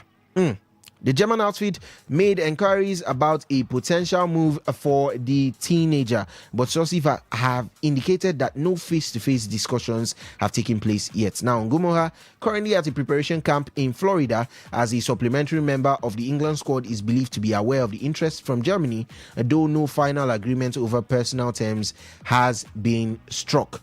Sources close to Liverpool insist Ngumoha is not available and is viewed as an important member of the first team who operates in a position they are trying to strengthen. Liverpool have a major interest in RB Leipzig's winger Jan Diomande, who, if signed, could provide Ngumoha with a further obstacle to playing regularly next season. Now, with that in mind, it remains to be seen whether a deal is possible, despite Liverpool's stance that he isn't for sale. Ngumo has scored 2 goals, including a late winner in a 3-2 victory at Newcastle on his Premier League debut in August, and registered 1 assist in the 2025-2026 campaign. He made his debut under Reds former manager Arne Slot, who was sacked last week in a 4-0 win over Accrington in the FA Cup in January 2025. And he was aged 16 years and 135 days old at the time, and became the youngest player to start a match for Liverpool. Now, interestingly, he's played through England age groups as he left Chelsea's academy in September 2024 to join the Reds and signed his first professional contract with them a year later. And earlier this year in February, a tribunal ruled that Liverpool had to pay at least 2.8 million to Chelsea for the winger, and the fee could rise through add-ons if certain conditions are met, and the Blues will also be owed 20% of the profit if Liverpool go on to sell Rio Ngumoha. So that was a very, very detailed one about Bayern Munich and that German outfit's interest in Rio Ngumoha. We know Bayern and their love for wide players, so it should not have come as a surprise, but it remains to still be seen if Liverpool will try to keep the 17-year-old at the club despite interest from Bayern Munich. We'll move on to Real Madrid as they let me just take you a bit back to Formula One. You asked me about the time differential between Antonelli, Hamilton, and Charles Leclerc. For Antonelli, Hamilton is a plus 49.460 seconds difference. Antonelli has pitted twice. He's now on soft tires. The same for Lewis Hamilton, soft tires, but he has pitted thrice. So I don't think he's not going to be pitting again. Antonelli has the chance of pitting one more time. For Charles Leclerc, it's a plus 53 called at 52.502 seconds because it's on the live update. It's gone down to plus 49. So Charles Leclerc trying to close in on Antonelli. The same for Lewis Hamilton. But the plus 42 is really huge. It's a large one. It's a large one. So it's more or less like saying the man Kimi Antonelli will be running away as a victor from this particular one. And we've got George Russell lose his fourth spot due to pitting to Isaac Hadjar, who is currently on number 4 with hard tires, pitted twice. For George Russell, he's on soft tires, pitted twice. So that's the way it stands right now. I don't know where the McLaren drivers are. The closest of all is Oscar Piastri, who is 7th, pitted thrice with soft tires. Let me see if I can see where Lando Norris is hiding. He's hiding somewhere around the 19th. That is the defending champion. That's the defending champion, trying to hide away from the cameras right now. He's 19th with medium tires, and he has pitted just once. So it's a failed race there for Lando Norris. He should just run into one of the wall protectors and get end the DNF, so that we just know that he did not finish than what we are seeing right now. But it's a huge one there at the Louis Vuitton Grand Prix de Monaco in 2026. Yeah. One that always comes with surprises. All right, yeah, it's definitely one with surprises. I think if I could recall correctly, Charles Leclerc was on pole last year and ended up not even finishing on the podium. So it's always one with surprises. Well, back to the transfer specials. Now we will just run through the rest of them, as I did say Real Madrid will make a 130 million British pounds move for Bayern Munich and France winger Michael Olise, who's 24 years of age, if Florentino Perez is elected or re-elected as the club's president. That election is currently going on as things stand. Yes, we head from there over to Anfield, or should we say former Liverpool manager Arne Slot, who was sacked by the Reds, has rejected the chance to take over as Fulham's boss in the wake of Marco Silva leaving the club. And we'll just quickly head on to Spain, where Barcelona's move for Argentina striker Julian Alvarez has stalled, and Atletico Madrid are planning for next season with the 26-year-old among their ranks. While Arsenal are also interested, he's not keen on a move to London. Yes, would stay still in London, where Chelsea's English striker Liam Delap, 23 years of age, could join Fulham if his former boss at Ipswich Town, Kieran McKenna, takes over from Marco Silva at Craven Cottage. And from there, would still stay in London, where former Crystal Palace boss Oliver Glasner has the edge over USA's coach Mauricio Pochettino to become the new AC Milan manager. Staying with AC Milan, their forward Rafael Leao says he needs a new challenge. Rafael Leao, 26 years of age, with the Portuguese international believing a move to the Premier League or La Liga would suit him. We head from there to Germany, where RB Leipzig remain confident that 19-year-old Ivory Coast forward Ian Diomande will stay at the club this summer, despite Liverpool's growing determination to sign him. Back to England, where Newcastle United are set to make their first signing of the summer after agreeing a 24 million British pounds deal for Reims' 20-year-old French goalkeeper Ewen Jaon. And still in England, where Tottenham manager Roberto De Zerbi wants 19-year-old Croatia defender Luka Vučković to leave the club this summer. Now, newly promoted Hull City are exploring conditions to sign 19-year-old Venezuelan winger Luis Fernando Carrero from Deportivo Takira this summer, and then loan him to NK Maribor in Slovenia. Everton have meanwhile contacted Middlesbrough about English midfielder Hayden Hackney, but the Toffees are way off Boro's valuation of the 23-year-old. Now, surprising one, as Barcelona will move to sign Marco Correa from Chelsea should they decide to sell fellow Spanish defender Alejandro Balde this summer. Nottingham Forest, no surprise there, they want a British transfer record fee for Elliot Anderson, and they are viewing it as the funds could be used to build a team fit to challenge for Europe once again. Now, Henry did tell you that winger Zadok Johanna has signed for Brighton and has in fact been unveiled for the club for a fee of 28 million British pounds plus 2 million in add-ons. But Chelsea and Newcastle both had bids on the table for the winger, but I think both bids also had loan options to it, and he opted for the Brighton one instead. That's one of the hottest deals. He thought that Real Madrid, thought that Chelsea, thought that City, thought that Newcastle. See, Zadok is very wise. He was wanted. No, He was wanted.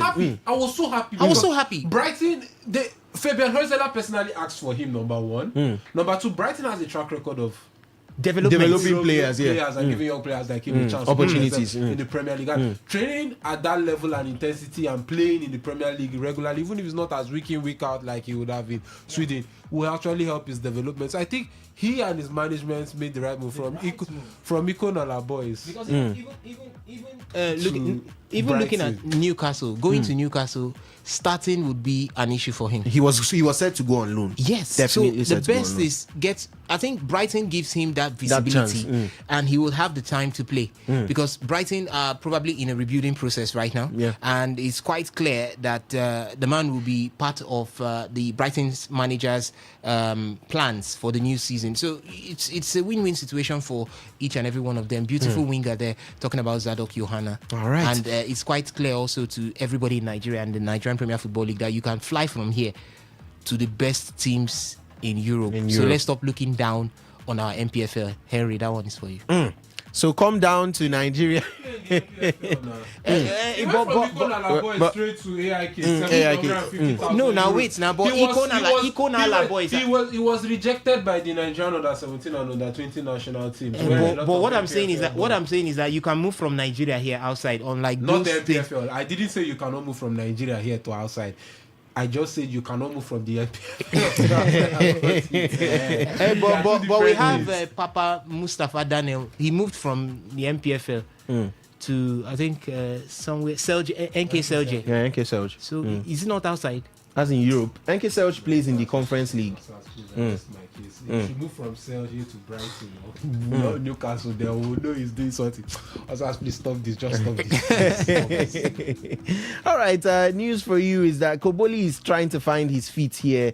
He's currently up a break point versus Zverev. His very first break point compared to Zverev, who has 6 in this game so far, and is left to see if he would convert. This rally has gone on for a really long time, and yes, Koboli is still staying in this one, but Zverev looks to kill it off and has done so successfully. Now back, still staying with England, is Manchester United have been told that they will have to pay £80 million to prize Matheus Fernandes away from West Ham.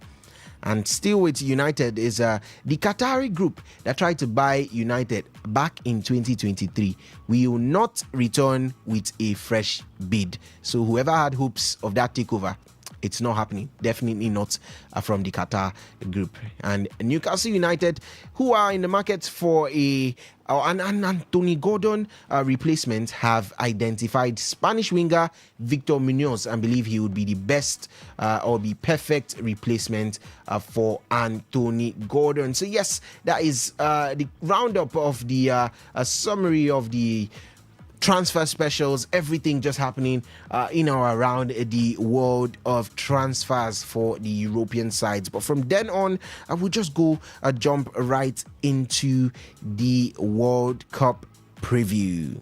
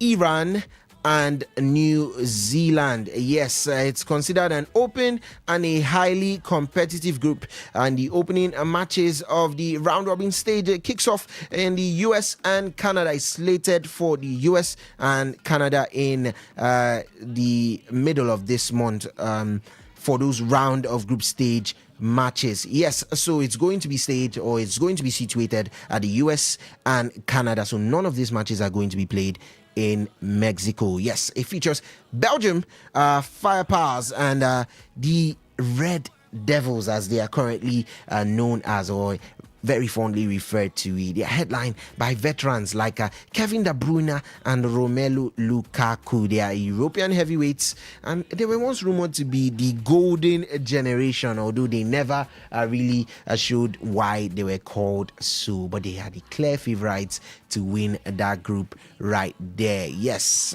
the second one is going to be Iran, who are led by experienced striker. Yes, you know his name, Mehdi Taremi, who played for Porto and then consecutively with Inter Milan, will look to lead Iran out of the group stage for the first time in their history. Now, the third team in that group is New Zealand, who would rely heavily on a 34-year-old striker. But if you had to watch their friendly yesterday, then you have a lot to cheer about when, as regards that 1-0 loss to England, because they were only able to situate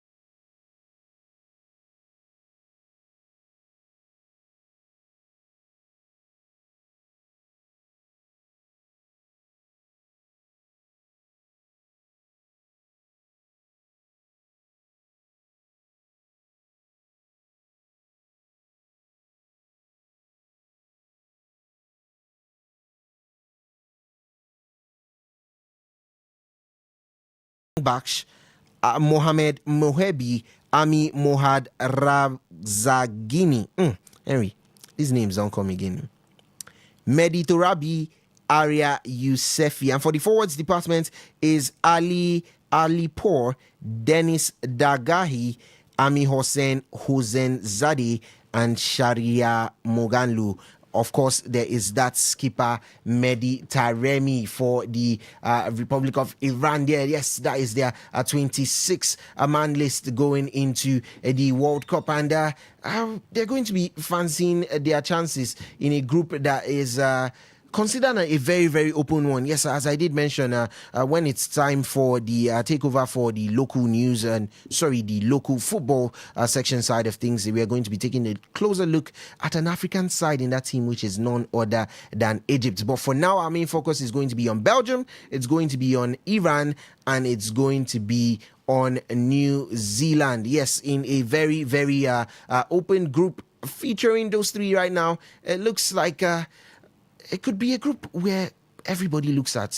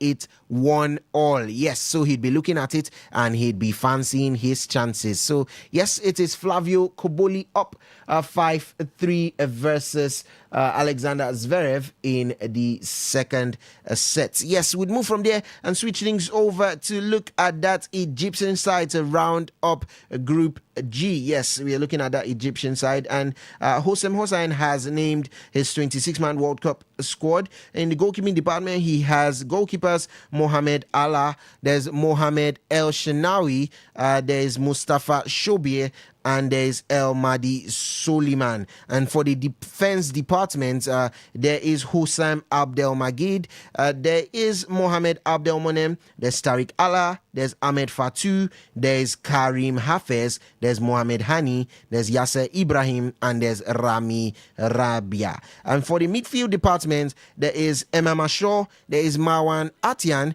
there is Nabil Emad, there's Hamdi Fati, there's Haitam Hazan, there's Muhannad Lashin, there's Mahmoud Sabeh, there's Mahmoud Hassan Trezeguet, there's Mustafa Ziko, and there's Ahmed Sayed Zizou. And for the forwards, it's Hamza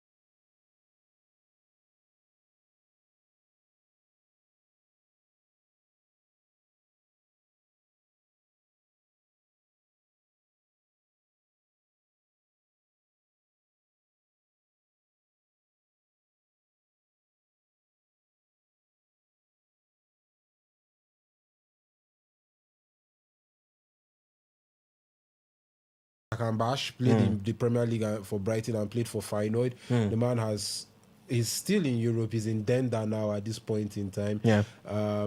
You also have to look at some of the other names. Yeah, you might say not big notable names, but these are players that play for clubs like Tractor, Estehal, and Persepolis. These are the big clubs in Iran, and they do tend to go find the AFC champions. They make it to the quarter or semi-final stage.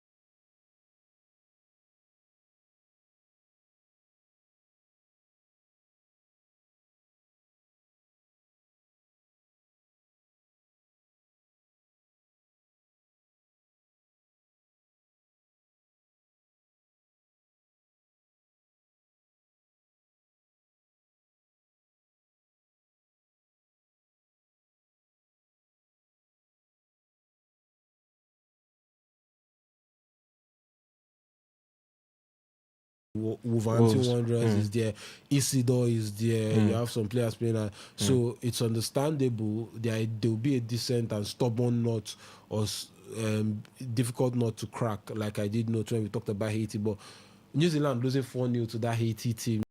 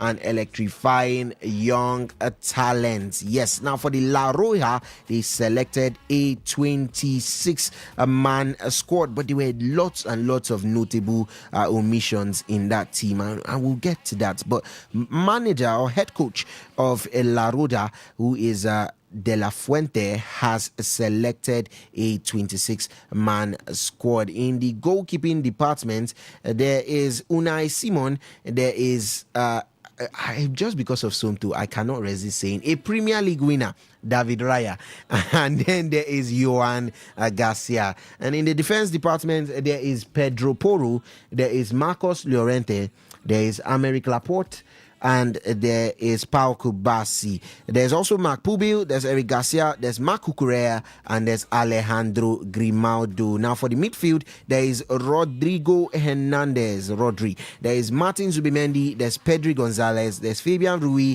there's Mikel Moreno, there's Pablo Gavi, and there's Alex Bayena. And for the forwards, there's Mikel Oyarzabal, there's Lamine Yamal, there's Ferran Torres, there's Borja Iglesias, there's Dani Olmo, there's Victor Munoz, there's Nico Williams, and there is Yeremy Pino. Yes, now down to those notable omissions, Henry. Real Madrid defender Dean Hudson. There's a lot of reasons. Before the World Cup started, Spain was one of the countries I was looking at as my favorite. I feel they might reach the semi-final, but I don't think they'll win it because I feel there's a lot of experience that if I were De La Fuente, I would have still taken, but he didn't take at the end of the day. I don't see any reason why Robin Lenormand should not be in that team. Americ Laporte is there, you could say, or even Inigo Martinez should not be in this team because, trust me, I don't feel comfortable having Americ Laporte and Eric Garcia as my 4 and 5 if I want to use the number 10s in football. I don't feel comfortable with that being the case. And literally now they have to rely on Ferran Torres to put the ball into the back of the net. I would have still loved to have Alvaro Morata around. Truth be told, I still think it would have been a useful addition to this. I'm looking at this squad.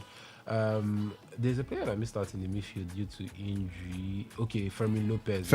Yeah. Fermin is not yet due to injury, but I feel in the defense, Americ Laporte is experienced, very experienced, but I still feel Zubimendi. I said Zubimendi. Lenormand. What Dean Hudson? Dean Hudson.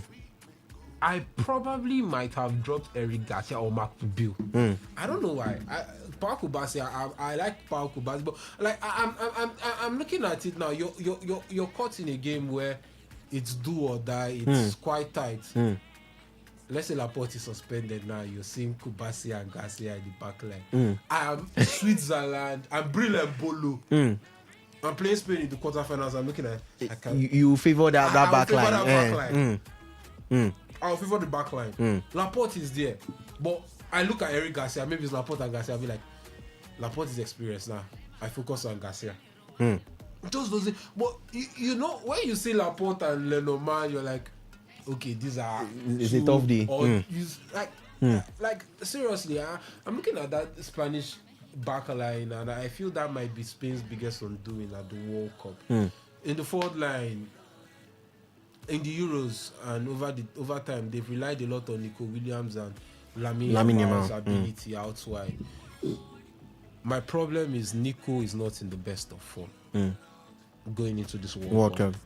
He could turn up. It's a 6 or 7 game tournament or 8 game tournament in this case. So Nico could actually turn up. Lamine is definitely going to be a big X factor, but I have a problem with the fact that they did not take a recognized. Okay, Borja Iglesias, that's the only recognized striker they took. With all due respect, I relied on Iglesias. It's not like they'll play when in the past they'll play Fabregas as a false 9, but you could look at the bench. He had Fernando Torres, he had Alvaro Negredo, he had Fernando Llorente, he had Roberto Soldado. These were seasoned strikers that you knew that if you needed a striker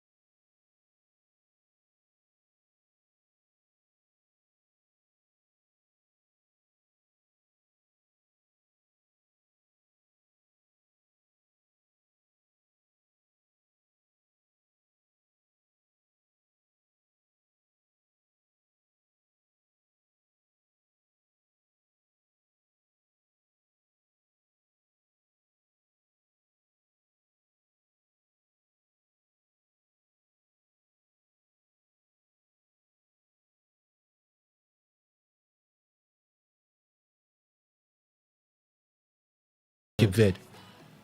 If you told me Cape Verde would beat Serbia 3-0, I'll look at you and tell you, nah, it's not happening. It's not happening. But they did that. I know the Serbian national team is going through a rebuild, but no way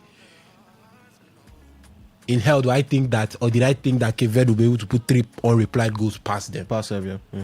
So I think you might have to or want to take Cape Verde seriously. Spain will definitely top this group. Even if they crawl or they play so Their poorly, second team. they will top this group. Although they left a lot to be desired with what they played against Iraq in the friendly, but although it's a friendly and 1 or 2 players that won't be in the World Cup that are training with them actually played that game, like John Martin and co. But I feel Arabia in this World Cup. I'm not. With all the Salem Al-Dosari and the likes of them. I'm not expecting anything. Now that you've mentioned Saudi Arabia, I'll just go ahead and just give you their World Cup squad. The players called up to the World Cup in the goalkeeping department, there's Ahmed Al-Kassar, there's Mohamed Al-Owais, and there's Nawaf Al-Akedi. In the defense, there's Saud Abdul Hamid, there's Mohamed Abu Al-Shamat, there's Khalid Al-Ghanam, there's Muteb Al-Habi, there's Abdullah Al-Amri, there's Nawaf Bushal, there's Hassan Kadesh, there's Ali Lajami, there's Ali Madrashi, there's Hassan Tambakti, and there's Jehad Thikri.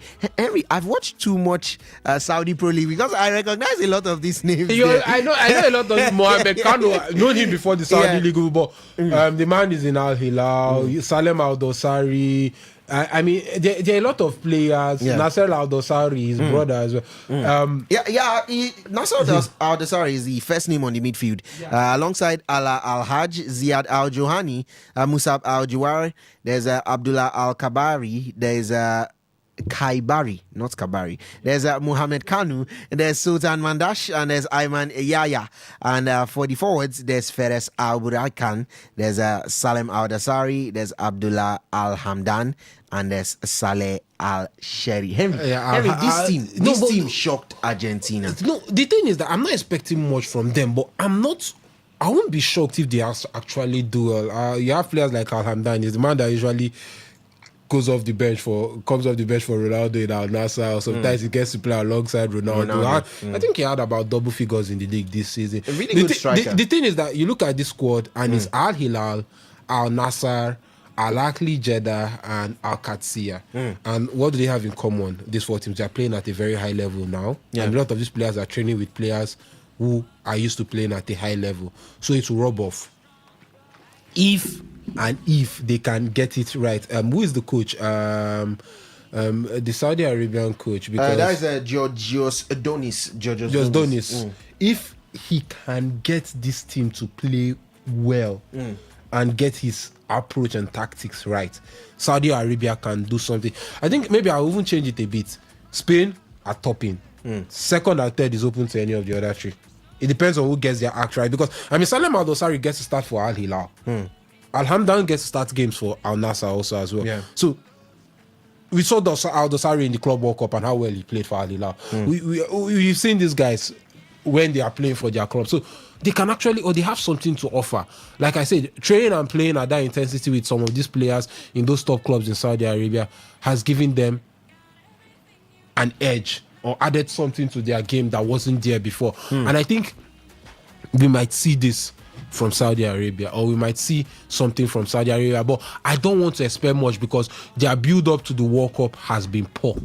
Their performance in the build-up to the World Cup has been poor, but like I said, it's a World Cup. It's like a clean slate now. Anything could happen. And you spoke about Cabo Verde earlier on, that they'll fancy their chances, but not with Spain. They'll fancy their chances with the rest of the group, like Uruguay, who are going through a rebuild, as you just said, as well as the likes of Saudi Arabia, who have not been in very good form. But Cabo Verde, and for their World Cup squad, in the goalkeeping department, there's Vozinha, there's Marcio Rosa, there's CJ Dos Santos. And for the defense, there is Dine Borges, there's Sidney Cabral, there's Logan Costa, there's Steven Moreira, Wagner Pina, João Paulo Fernandes, there's Roberto Pico Lopez, Kelvin Pires, and Yannick Stopira Tavares. In the midfield, there's Telmo Arcanjo, there's Laros Duarte, there's Deroy Duarte, there's Jamiro Monteiro, Kevin Pina, and Yannick Semedo. And for their forwards, there's Gilson Benkimol, there's Jovan Cabral, there's Nuno da Costa, Dalion Livramento, Ryan Mendes, Gary Rodriguez, and Willie Semedo, alongside Helio Varela. So that is the 26-man team that has been put out there by Coach Bubista. And Henry, you were just talking about how they would really fancy their chances in that group of probably even progressing, maybe a best losers place. They could fancy second best loser. Key players, Bosnia will be very keen between the sticks. Then you have to look at the defense line. The man Roberto Lopez, the Shamrock Rovers man, the right back, he actually be very key. The left back, beg your pardon, he'll actually be very key. Wagner Pina has had a fantastic season with Trabzonspor. The man has been linked to all over everywhere in Europe, clubs in Germany and France. Looking at him, he'll be key. Sidney Lopez Cabral, the man moved to Benfica in January and has actually made himself a mainstay for Jose Mourinho in that team. Then one man that will be very key, their captain Ryan Mendes. Ryan Mendes, the former Lille man, will be very key. Even Jovan Cabral will have a lot to say up front. The former Sporting Lisbon man. These are players that used to playing at a certain high level. Yes, they might not be playing at that so-called level. Ryan Mendes is 36. You don't expect him to be playing like when he was 30 or 31 or 32. Yeah. But he comes with a lot of experience. And this is a team that know how to punch above their weight. Know how to punch above the expectations. So I think you cannot or you should not underestimate this Cape Verde side. They know that they are underdogs in this group. They are the least favored in this group. Because a lot of people will rate Saudi Arabia ahead of them. Definitely you have to rate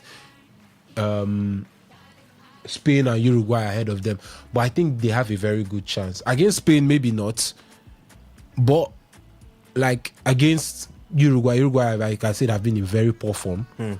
They can fancy their chances. Saudi Arabia, you fancy your chances still against Saudi Arabia. So I think it's actually doable that they can actually make an impact in this World Cup. All right, that is left to be seen how that group is going to play out. Yes, how it's going to pan out. It's Group H, yes, on the spotlight, and that is going to be a group with heavy European favorite Spain.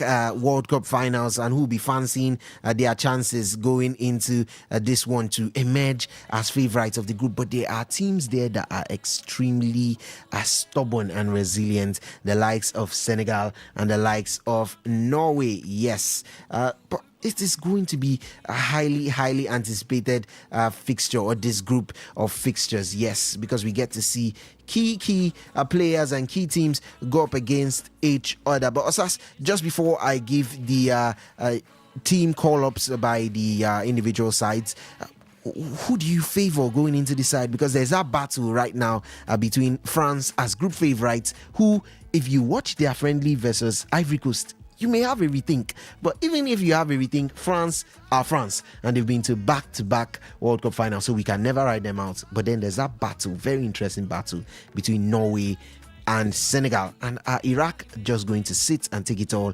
or are they going to at least put up a fight of their own? I think everybody would be putting up a fight in this particular group. Yes, you did name it the group of death, and it fits the description at this point. For the French national team, we saw their latest game. That was against Ivory Coast, losing that one 2-1. But hey, this is a friendly game. It's not, and would not be compared to a World Cup game. Yeah. The French national team would totally be different when it comes to the World Cup. You've seen that team spoiled with so many brilliant players. The Ballon d'Or winner is part of that.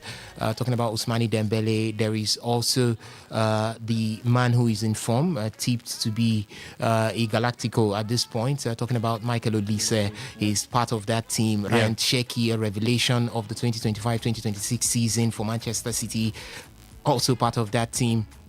We've seen, I could just go on and on calling out members, A-list, B-list, Jean-Philippe Mateta also there. I could call players over and over again from every department, and you will see that the French national team has got what it takes to go to the 2026 World Cup and still come to the final, and maybe this time win it. Yes, there's that possibility. For the Senegalese national team, one of the best teams to come off Africa, I think they carry the entire dreams of Africa in the 2026 FIFA World Cup, and that could stand as a motivation for the Teranga Lions of Senegal going into the 2026 World Cup, because they would want to go there knowing that they are one of the two teams that Africa has tipped to do Africa proud in the 2026 World Cup. So they will definitely be pushing even far above their weight, and they've got the players that can do all of this. If you want to look at it clearly, we saw them at the African Cup of Nations, and you could say that what's his name, Iliman Ndiaye of Everton is one that the world will definitely look out for. Why I called him is because he's that player that has got the potential to change or turn around the face of the game at any time for Senegal. He's got the trickery, he's got the speed, he's got the pace, he's got the technicality to turn things around. They've got players on the edge, or players you could say are at the top of experience when we want to talk about the man Mane. He's been there for a while, so when it comes to bringing in experience, he definitely will be bringing it to the table. For the Norwegians, you can't take it away from them, especially during the qualifiers. See what they did to the Italians in the qualifiers. It was like a shredding of Italy right in front of their home fans, and you could say this team is definitely ready to give what you definitely be wild with in the 2026 World Cup. I think they should be the team with the most lethal front line. Going into the 2026 World Cup, a combination of you've got the Erling Haaland coming from Manchester City. You've also got Charlotte coming from Atletico Madrid. Coming from Atletico Madrid. There is also Martin Odegaard in that Arsenal mix. So it's a team that is well drilled and could also go there to spring surprises. So a group that has these three that I've mentioned, you can't write them off. Anybody, see, let me let you understand something. Even France are not the favorites to come out of that. Yes, after the first two games, you might be so surprised that Norway could sit on top of that group, and maybe you have Senegal rubbing shoulders with France. Yes, because see, it's at the World Cup is a total different game.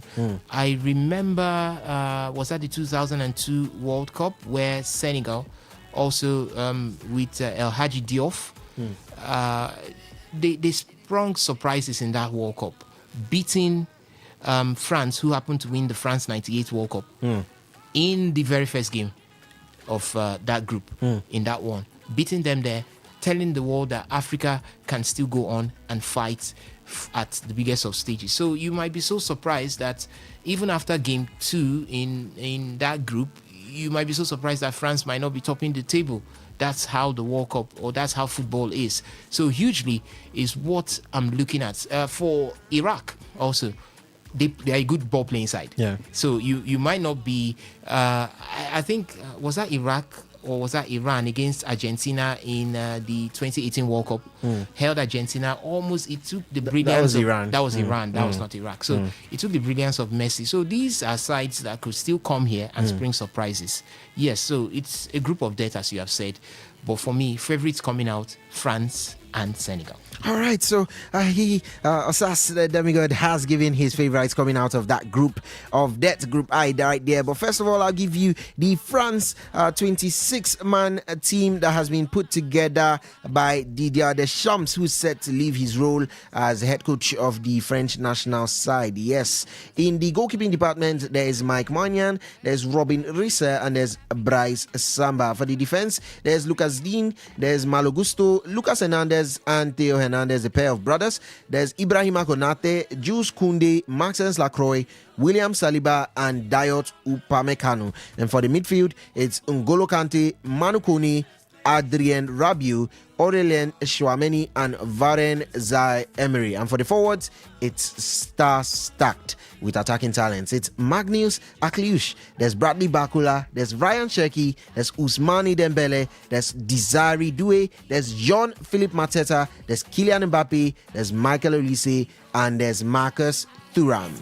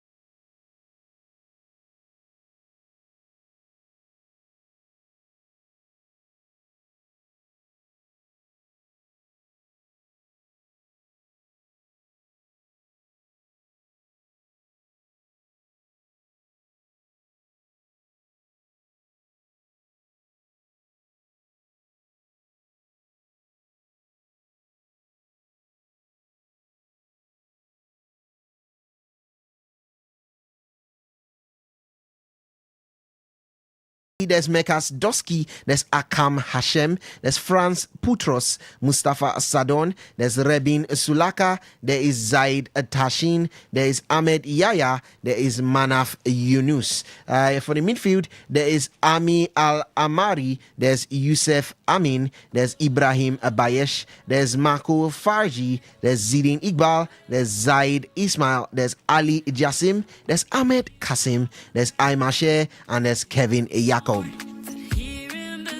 for the forwards, there is Mohanad Ali, there's Ayman Hussein, and there's Ali Al Hamadi alongside Ali Youssef. And Osas, I just have to say, I expected these names to be a whole lot more difficult than they are, but they are comparatively easy compared to what we had to do with Japan yesterday. Obviously.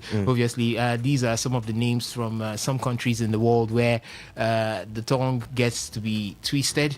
It's the beauty of getting to do this job where you relate with different teams, different cultures, different names as well. So, but the beauty is they all come together at one sport to fight for perfection, to fight for glory. I don't know how much this could be in America, but it's definitely going to be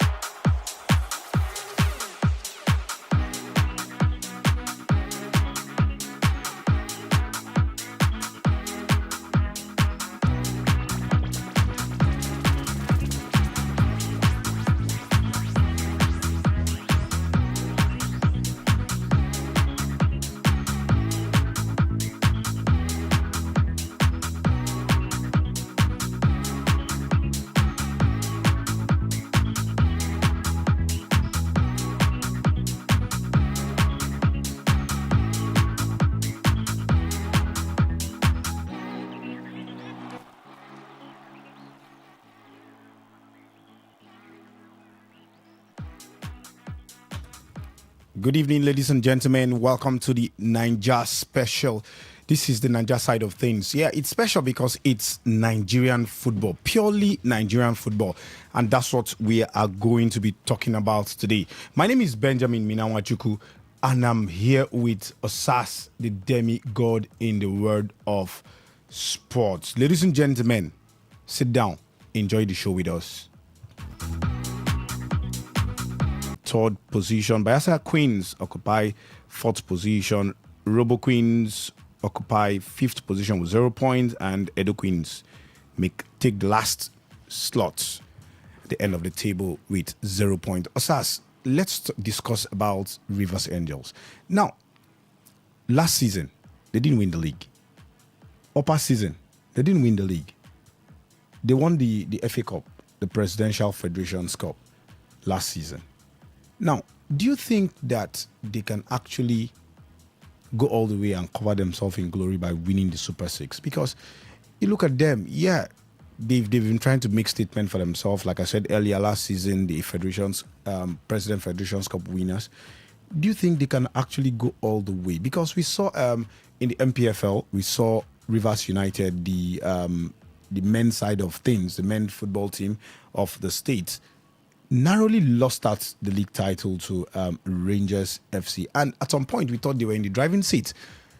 Had those games and those outstanding games, and we couldn't win, most of those games, and we ended up as runners-up for the second time back-to-back season in a row. Now, do you think Rivers Angels, they are still in the Federation's Cup? Take nothing away from them, the President Federation's Cup, they are still in it. Do you think they can actually do the double this season? First of all, win the Super 6, go on to win the Federation's Cup. And if they get to win the Super 6, can they deliver in the continent? Talking about the WAFUB, you have to play the WAFUB qualifiers before going to the CAF Champions League proper, the CAF Women Champions League proper. Osas, do you think Rivers Angels can actually go all the way and win the title? Give the Rivers State fans a consolation, since their brothers, Rivers United, couldn't deliver the league title. I think we'll take one game at a time. Yeah, for Rivers Angels, this is the NWFL Super 6, and you just take one game at a time. Last season in the Super 6, the eventual winners, Bielsa Queens, didn't start really well. Yeah, in the Super 6 for last season. And you could also see the likes of Edo Queens, they didn't start really well. But at the end of it all, even Nasarawa Amazons didn't really start very well. But at the end of it all, they were still able to find their way. Nasarawa Amazons finished runners-up last season. Yeah, Bielsa Queens picked up late and finally won the NWFL title. So that's an indication that most of the early starters sometimes doesn't determine that you end the championship very well. So it's just how you take one game at a time that would determine how well you could end. For Rivers Angels, good enough yesterday, they were able to get that hard-fought win over FC Robo Queens. But how you navigate through your next game, the next and the next, will determine how well you can go. Their next game is against Abia Angels. Abia Angels picking up a point yesterday against Bielsa Queens is a huge motivation coming into that game against Rivers Angels. I think for Rivers Angels, Tosin Blackson would definitely have told his girls that the job is not finished. It has just started. So up against Abia Angels, they have to bring their A game to the table. Abia Angels have shown you with the result against Bielsa Queens, who happen to be a top side in the NWFL, both from last season and even this season, finishing at the top positions in one of the groups right there in the NWFL Premiership from the beginning of the season to where we are right now in the Super 6. Tells you a lot that they are actually out here for a reason. They are out here to get the maximum points. So any slip up from Rivers Angels, Abia Angels could capitalize on that, just like how Edo Queen slipped yesterday and Nasarawa Amazons capitalized on it to get all 3 points. So they must ensure that going into that game, they're going into it with the mindset that the competition is at its peak. They should understand that no team is a pushover. Else, Rivers Angels, FC Robo Queens wouldn't have been a force to at least take Rivers Angels to the cleaners. You could see what the girl Oluwakemi Adegbuyi did yesterday, scoring 2 goals, telling you that she can stand strongly and make sure that she pulls through. So it's a one-off tournament where we are. It's a tournament where players look at it and say, this is the opportunity I have. So you can still see that single player that will spring up and bring surprises for teams like Abia Angels. When it comes to being compared, you can't compare Rivers Angels to Abia Angels. Rivers Angels are, I think, 9 times winners of the NWFL, and you can't compare both. But on a very good day, if you take your foot off the gas, an Abia Angels can shock a Rivers Angel. So now for Rivers Angels, go into that game with all the minds that you've got. They've got quality players. Ramotali is also in that one. That's Ramotalahi Karim. She's one player that has been putting in the shift for Rivers Angels. So she could also be the one to bring the decider between Rivers Angels and Abia Angels. So I think every player within the Rivers Angels setup should be told to bring their A games to the table. Monday is the day for that particular one. That's tomorrow. So it's one game that could put Rivers Angels in the driving seat, because if tomorrow they get to win, they go 6 points.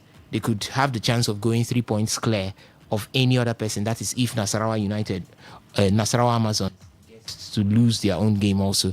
So it's a clear battle call for Tosin Blackson. It's a clear battle call for the girls of Rivers Angels. But if you ask me, can Rivers Angels go all the way to win this season's NWFL title? I think yes, they've got the potentials to do that. They've got it very much. The players, the quality to do that. The manager himself has got it under his sleeves. He can go all the way and win it. So there's a possibility that they could win it. Then for going to the Wafu B, they've done it before. So it's not new to Rivers Angels. They can still go to the CAF Women's Champions League. I think the best Rivers Angels has gotten to in the CAF Women's Champions League, they haven't gotten to the semi-finals. I think it's a quarter-final finish. Edo Queens broke that the one that broke the gene, got to the semis and came third. Yeah. So that's a quarter-final berth for them. So it's one chance that they can use in getting down there and even going better, a step better or more steps better than where they finished the last time in the CAF Women's Champions League. So who says it's not possible? I think you're as good as your last result. So the last result for Rivers Angels is a victory. And let's see what they get to offer in the next. Okay, let's see what they get to offer the words of Osas. Osas, finally, before I leave you concerning this matter, now let's talk about one talent that has been on the spotlight. Her name is Chidi Harmony, the youngster what's it called now? The Flamingos striker. We saw her score 5 goals in 2 games, a hat-trick here at Ikene, and then 2 goals against the Guineans in Abidjan. She scored a hat-trick at Ikene here, and then Abidjan she scored 2 goals, 5 goals in 2 games. Now I told you I was with her at the airport when they landed, after the Flamingos game, and then she was talking tough. She said, "See, I'll come to Rivers State during the Super 6, and I'll show them what I'm made of." A very young girl. I think she's around 16 or 15 or so. She scored the only goal for Bayelsa Queens. 1-1. She scored that goal in the 56 minutes. Osas, do you think the future of Nigerian football in terms of in the female side of things, do you think we are looking at the next Ashisat Oshoala in Chidi Harmony? Definitely.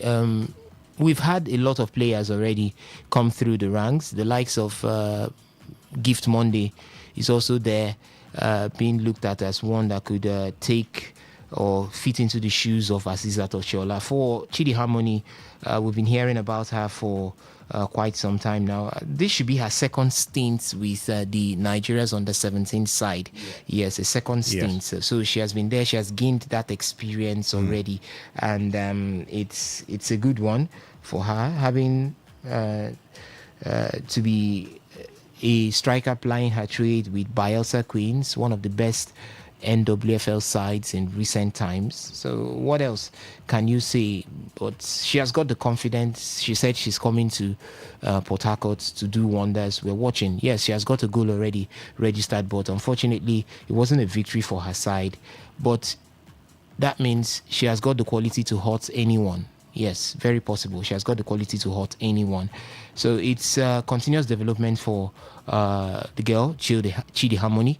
Let's see what she has to offer in her next game. That next game should be Bayelsa Queens up against, would that be Nasarawa Amazons or FC Robo Queens? I'll confirm that one, but it's one huge one there for her. But we have high hopes in the girl Chidi Harmony.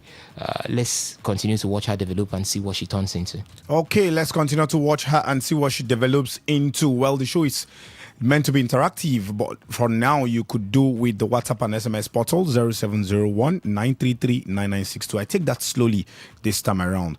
0701 933 9962. For the phone lines, they will be called for the phone line because we're using just one for today. They will be called out in due time. Now, let me give you up to date what happened during the NWFL Super 6 match day 1. Edo Queens lost 0-1 to Nasarawa Amazon. Goal scored by Oka in the 61st minute. Rivers Angels 3-2 winners over FC Robo. Goal scored by Salisu in the 8th minute there.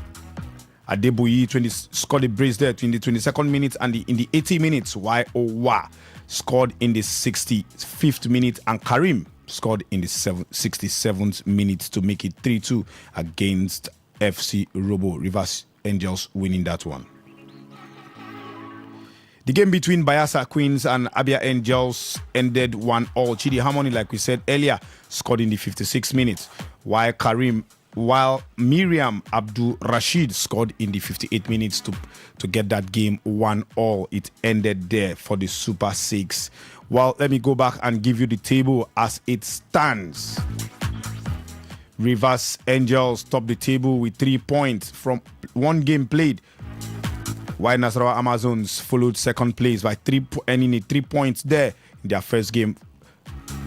Abia Angels in third place, 1 point, while Bayelsa Queens in fourth place, 1 point. At the shared that game there, it ended 1-1, like I said earlier, between Bayelsa Queens and Abia Angels. FC Robo fifth in on the table, 0 points, alongside Edo Queens, the former winners of the former participant in the CAF Women's Champions League that took Nigerians flag to the semi-finals, but unfortunately they couldn't make it past that stage.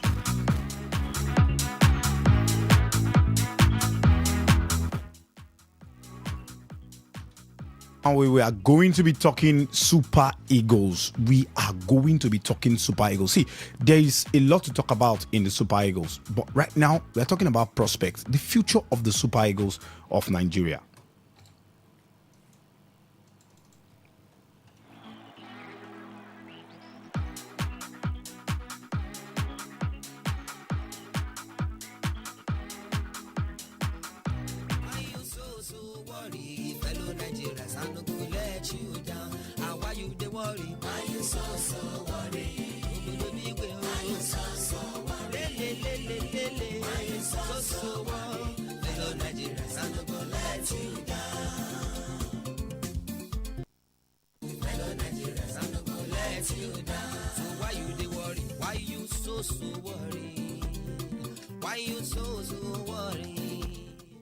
Yeah, why you so worried, Super Eagles? Fellow Nigerians, we no go let you down.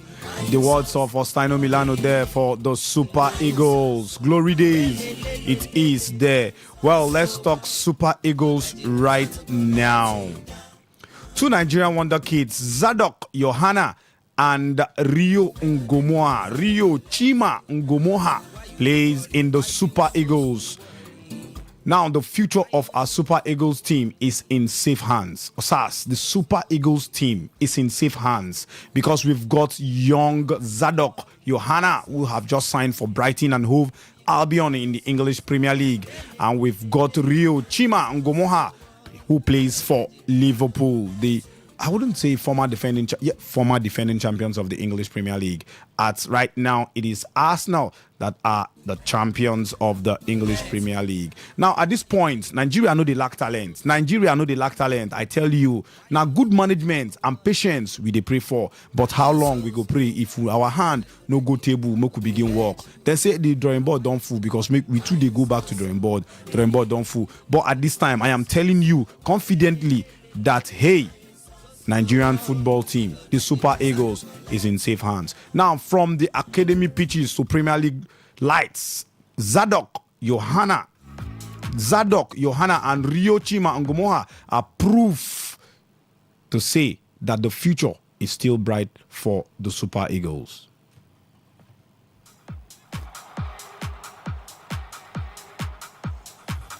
Now, with this rise, there is obvious threat for Samuel Chukwueze. Osas, there's obvious threat for a player like Samuel Chukwueze that has got the experience. The man has been to several Nations Cup. Now, is Samuel Chukwueze undisputed grip on the Super Eagles right wing finally coming to an end? That's the question we are throwing to you. Is Samuel Chukwueze his undisputed grip on the Super Eagles right wing, is it finally coming to an end? Now, for years, Chukwueze has been the default choice on the right flank for Super Eagles of Nigeria. We've seen him do that for the colours of AC Milan. We've also seen him do that for Fulham, the man on loan. Now, the question is his grip finally coming to an end? But right now, the heat is being turned all the way. The emergence of two massive talents, Johan and Rio Ngomoha, means the comfortable days are officially over. People have been saying, see, when are we going to stop seeing these players? We talked about Kelechi Iheanacho. We have not seen him in the Super Eagles for a long time. Now we are talking about Samuel Chukwueze. Do you think that Johanna and Rio Ngomoha will be a threat to Samuel Chukwueze's position on the right wing? Now, here is why the hierarchy is under serious threat. The rising contenders, Femi Aziz, he plays for Millwall. We saw the man against the friendly game between Nigeria and Poland. We saw what the man can do. Championship team of the season star is a powerhouse. He just exploded onto the international scene during the Unity Cup, netting a clinical brace on his debut against the Cranes of Zimbabwe. His blend of physicality, directness, and red-hot confidence makes him impossible to ignore. Now, let's talk about the new kid on the block, Zadok Johanna. AIK Antennes and now Brighton and Hove Albion. He has moved to Brighton with his Achilles heels. Now, with Femi bringing raw output and physical presence from England, and Johanna bringing elite high-ceiling tricky ahead of his Premier League debut, the technical crew suddenly has a luxury problem. No more safe spot in the Super Eagles. No more. Who is your starting right winger when the next qualifying round begins? Osas, I'm throwing this question to you. Do you think that Chukwueze's position on the right wing is under threat? But this man has got experience, mind you. The man has played in the Nations Cup, several games, international games. He has had experience, lots of caps. Do you think that Johanna, Femi Aziz, and if possible, Rio Ngomoha could actually displace this man? And do you think, because of his experience, he should have a guaranteed spot in the Super Eagles, Osas? I think if it depends, if the current coach of the Super Eagles of Nigeria remains at the helm of affairs, talking about Eric Chell, because Eric Chell has shown that he's a man that builds his team on merit. So you merit a chance, you sit in. That's the reason why you're seeing the likes of Kelechi Iheanacho. They were dropped from that team. You've seen the likes of Tolu Arokudare dropped from that team. You've seen so many players. At some point, Al Hassan Yusuf was dropped from the midfield in that team because he's a man that built on the fact that you must merit your position. Yes, and that's one of the reasons why we could see that, or we can see clearly that Eric Chell is one manager that has given the chance to young, enterprising players to come into the Super Eagles of Nigeria. Thanks to him, we've now been able to see the worth of Femi Aziz. Thanks to him, we have been able to see the worth of Tochukwu Nadi. We've been able to see the worth of Ibrahim Beweni coming in. Now, Zadok Yohana, he would have been part of that Unity Cup team. Maybe Nigerians would have seen him clearly, but due to club reasons, he wasn't able to join up with the squad at that point. But he is there right now in the face of every Nigerian coming to Brighton and Hove Albion. We talked about him slightly in the very first part of the show where we were looking at other sports, and I said this man has done the best for himself. He has made the best decision, the right decision for himself. And what's that decision? Not going to the likes of Real Madrid, Chelsea, Newcastle that came calling. He actually went to a club side that he knows he's guaranteed that he will play. There will be development for him. For any young player these days, you want to go to any club side, go to Brighton, go to AFC Bournemouth, because these are teams that will give you the right opportunity to grow. Brentford also give you the right opportunity to grow. So for me, on that right-hand side, Samuel Chukwueze has not been a consistent performer. You could see it that before we ended the World Cup qualifiers, Samuel Chukwueze was always called up for criticisms, hugely called up for criticisms, because when you need him to throw in the numbers, he doesn't do that. When you take your mind off, he can just give you those sparks. And that's not what the Super Eagles of Nigeria needs right now at the right-hand side. Yes, he has got some huge experience to his side, but you can see the likes of Femi Aziz coming into the Super Eagles during the Unity Cup, did not wait for any form of ticking the box when it has to do with experience. He had the ground rolling immediately. 2 goals, scored a brace, and an impressive assist in the final game against the Reggae Boys of Jamaica. I have not seen such an assist before, not in Nigerian colours, but he did it and showed everyone that he deserves his place in the Super Eagles of Nigeria. So what else would you be saying? If you have an informed Zadok Yohana, as he is now with Brighton and Hove Albion, you now have you already have an informed Femi Aziz with Millwall, got into the championship team of the season, and maybe for an icing to the cake, we get a Rio Hungomoha. I saw his picture the other time donning a Super Eagles jersey. That points to one direction, that this young chap might be looking at representing the Super Eagles of Nigeria, because the Super Eagles is a big brand. If you look at the Three Lions of England, most of they've got Super Eagles players there who are forming pillars, or who have formed pillars of that side. So he might also be fancying his chances of maybe going the other way and representing the Super Eagles of Nigeria. So if these 3 players, let's say 2 now that we have, are in red hot form, I think Samuel Chukwueze would have his position threatened, because I've seen clips of Zadok. Zadok is a beautiful dribbler and very precise when he comes down that right wing. He knows the right time to lay off a pass. He knows the right time to cut in and give a shot. He knows the right time to dazzle. Young for his age, I think he will definitely be there to give competition to Samuel Chukwueze. The same thing goes for Femi Aziz at that right wing.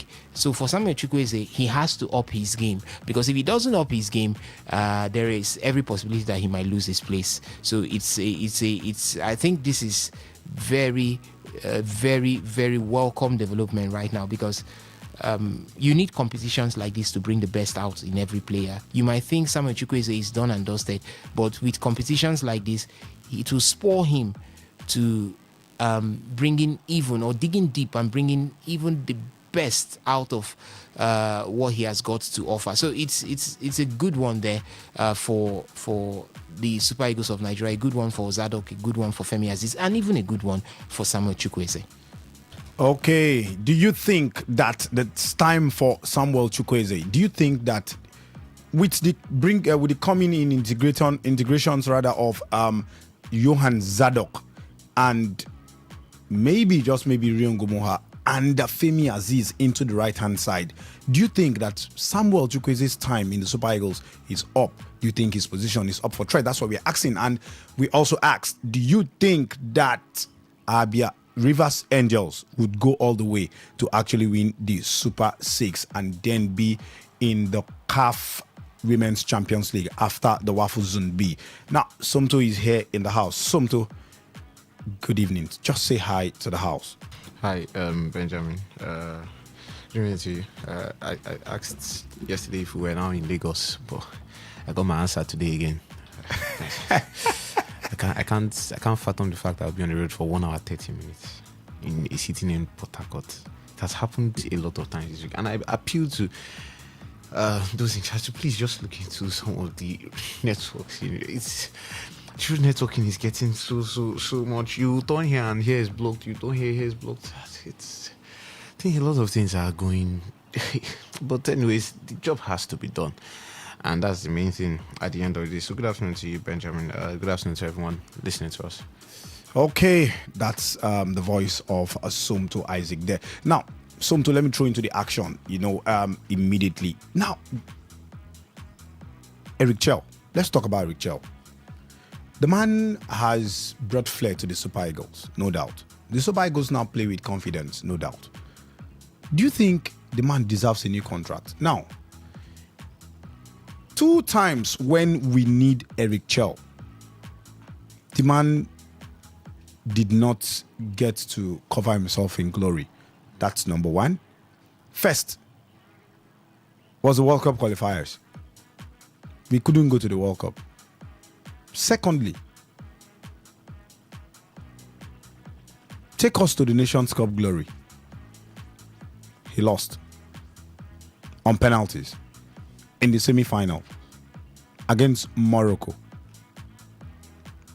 Do you think that this man deserves a new contract? There has been talk. Yeah, he's brought stability into the team. The players play with confidence. We can now play games without fear. If our big players are not playing, the likes of Osimhen, Ademola Lookman, he has brought in champs, players that want to make a name for themselves. Do you think? Look at it categorically. Coming to the reins as head coaches of the Super Eagles of Nigeria within this World Cup qualifying. Eric Chell's first match in the qualifying phase, though, was against Rwanda. It was against Rwanda, and we saw how that panned out for what happened largely in all of that contest. And we were in, I think it was Group C. I want to specifically confirm who was in charge for, okay, Chell took over for match day 5 against Benin Republic, which we lost that game. The head coach of Nigeria was Finidi George against Benin Republic. When we had that draw against South Africa here in Nigeria, head coach was Finidi George. Yeah. And the draw against Zimbabwe, at Zimbabwe, it was Jose Peseiro. So it was just Peseiro, Finidi, and Chell. Yeah, it was just Peseiro, Finidi, and Chell. Now, Chell began against Rwanda. And a lot of people will still attribute whatever happened in that World Cup qualifying and say, okay, listen, gentlemen, if you had gotten all 3 points against Zimbabwe, gotten at least 3 points against South Africa, because 3 points against South Africa was going to be very difficult because South Africa were the table toppers. They were playing well. It was looking very difficult that anybody was going to displace them, especially Nigeria. He got a draw against Zimbabwe in Nigeria here. That was a disappointing result. But then he got victories against Rwanda in both legs, got a victory against Lesotho, got that comprehensive 4-0 victory against Benin Republic, which effectively shot Nigeria. Nigeria was looking destined to miss out on the playoffs, in fact. It seemed like Nigeria was not going to make the playoffs. It seemed like Benin Republic was in prime position because they also had Genoro, who could easily get results Genoro was a result-oriented coach. A lot of people claimed for performance, and I was never in support of Genoro leaving the Super Eagles of Nigeria just because of his performance. It's almost similar to what West Ham are going through. Oh, David Moyes was there, led them to Conference League glory. But performance, how the team is playing, and it's not looking nicely. And hey, I tell you where West Ham are. They're in the Championship now. So it looked like Chelsea brought back that whole stuff we were so attributed to about performance of the side. They want the team to play well, function in a clockwork manner, and he brought a little bit of that vibe to it. Now, I'm speaking on the World Cup qualification. So, I will not pin the team's World Cup right now. But as it stands, you can say the World Cup qualification, he did not lose a single game when he took charge. So, what if he had taken charge from the start? It could have been a different story. Now, I'm currently looking at his results sheet with the Super Eagles of Nigeria. It is worthy to note that Chelsea was largely unbeaten from March 2025 till November 2025. In fact, he did not lose in regular time when he lost that unbeaten record. It was 1-1 after extra time, and penalties was what made him lose to DR Congo, and they pipped Nigeria to the World Cup qualification. But when he lost in Chan, you can say it's not the complement of the main team. Now, when we speak about this World Cup qualification phase, I'm sure you listening to me might be like, what are you saying now? This guy took charge of the playoff games against DR Congo. That was Nigeria's destiny in their own hands at that point in time. It wasn't anybody's destiny anyway. You had it in your hands, and you were the one that took charge of Nigeria. Win those two games. He did one against Gabon, won the first game 4-1. It did not come without stress though, because it was after extra time. But against Congo, if you are saying that this guy should have beaten Congo, Nigeria will be in the World Cup. But if Chel did not take over, as at when he took over Super Eagles of Nigeria, Nigeria would have not even made it to that playoffs. It would have been a totally different story. What if he took charge from the start, like I said? Would we be battling the playoff phase for Nigeria to move into the World Cup? So it would have been a different story. So Nigeria finding themselves in that playoffs was not largely his fault. Nigeria looked like they were not even going to make it to the top two in that group. But based off on how it worked, look at where we find ourselves. So we are saying, okay, let's keep this aside. Move into the Africa Cup of Nations now. Just like World Cup qualification, he did not lose any game in normal time.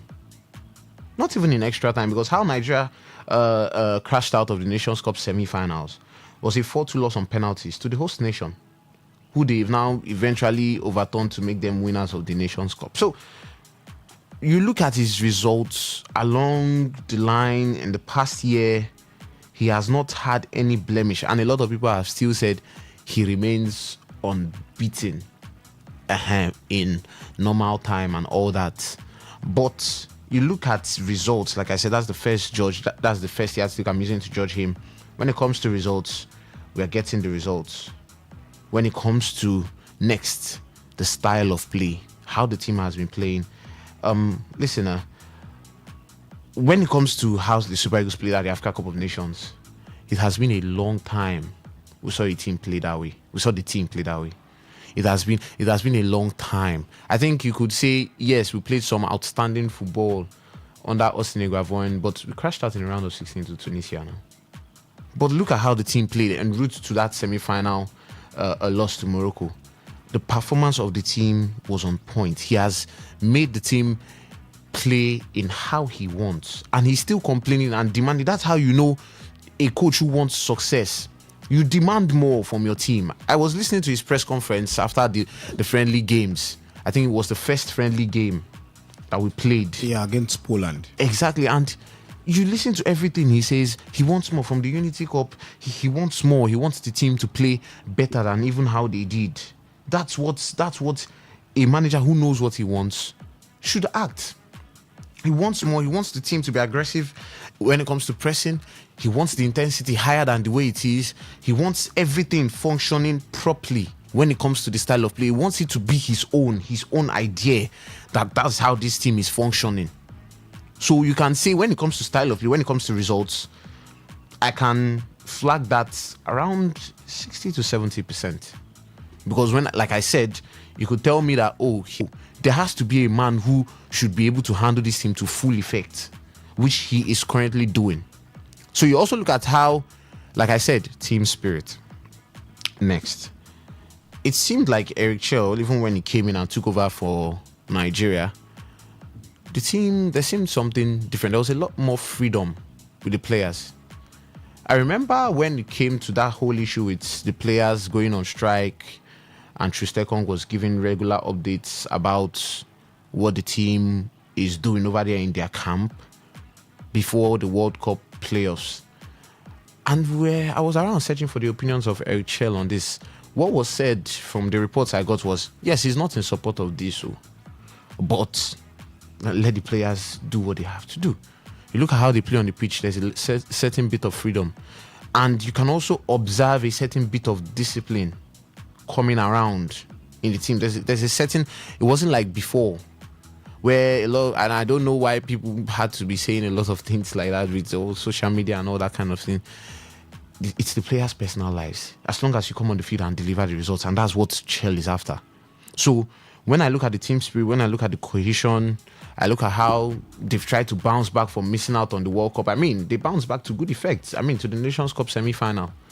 So they bounced back to good effect.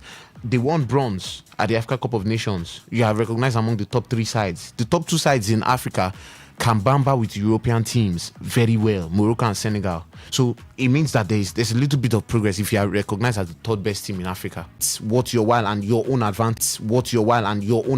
Also, just like you're trying to also help the other party. So interesting one. I think he deserves a new contract. I feel we can also, at least if we could give a lot of people time in national team, he can also be the one to have that grace of time in national team. Okay, do you think Eric Chell deserves a new contract? That's the question we are throwing to you. Do you think this man deserves a new contract? Remember, the man did not take us to the World Cup. Win against the Aru Congo and let's go to the World Cup. He lost on penalties. Win the semi-finals against Morocco and take us to AFCON finals. He lost that on penalties. He is now winning the Unity Cup back-to-back for us. Do you think this man deserves a new contract? No sentiments. Take your time. Look at it critically. Eric Chell, does he deserve a new contract? And lastly, we are throwing it to you. Nigeria is not in the World Cup. Who do you support? Which African team do you support going into the World Cup? And which other team do you support going into the World Cup? We have Cabo Verde, Egypt, Senegal, Morocco, Algeria, and DR Congo.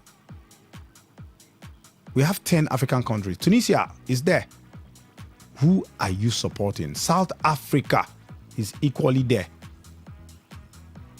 Which African country is supporting? How far do you think African countries could go? Who is that African country? Which country in Africa you think will go all the way, will go very far, or will better what Morocco did last year? Phone lines open 0810 9510 951. Remember the questions we ask: can Rivers Angels go all the way to win the Super 6?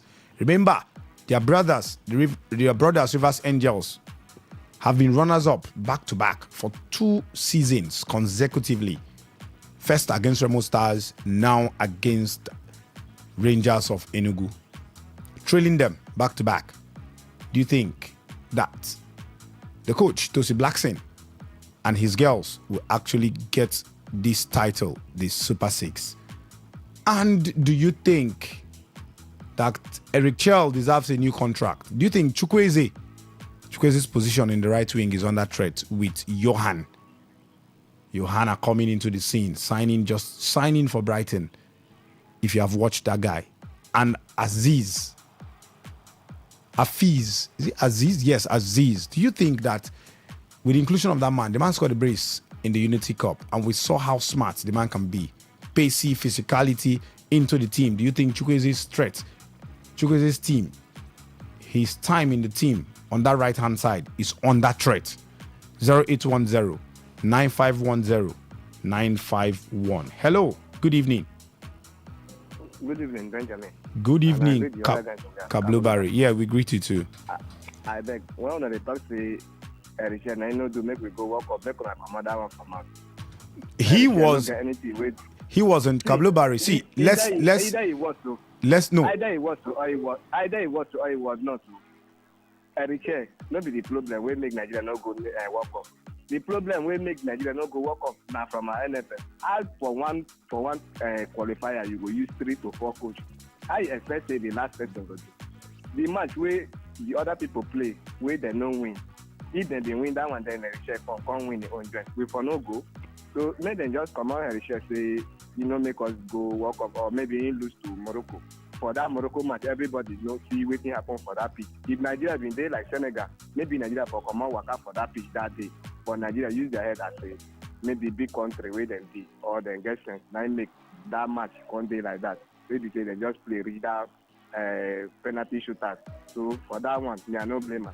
But for contract, if they no give up, then make the people wait there for that end that glasses, make them pack their own tire or more. Because now then they keep Nigeria football like this. Not be the coach where them bring, that be the problem. Now the people where they run our football for this Nigeria, that be the problem. Then for Chukwueze they win.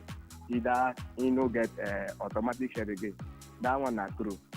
He to say coach them will be done come. That been they like a Chukwueze for don't sit up. But as he day like this now, I like those two boys now we come. He go sit up. If he no want sit up, then go collect his shirt from her. Then Eric, make them give him contract. Then for Rivers NJ, for them to win the Super Six. For me, either they win or they not do me anything as a Rivers person, because I know say when they win, then go still go suffer. The last time when they go shit, I be one time that they sleep for airport, I be they sleep for some place where they say their movement no go well. That one we know. So that time I would say government been there okay that time. The people where they sponsor them. What of now where they say they sit so that they're gonna go disgrace us. Thank you. Okay, Kablubari, thank you there for stopping by with your contribution.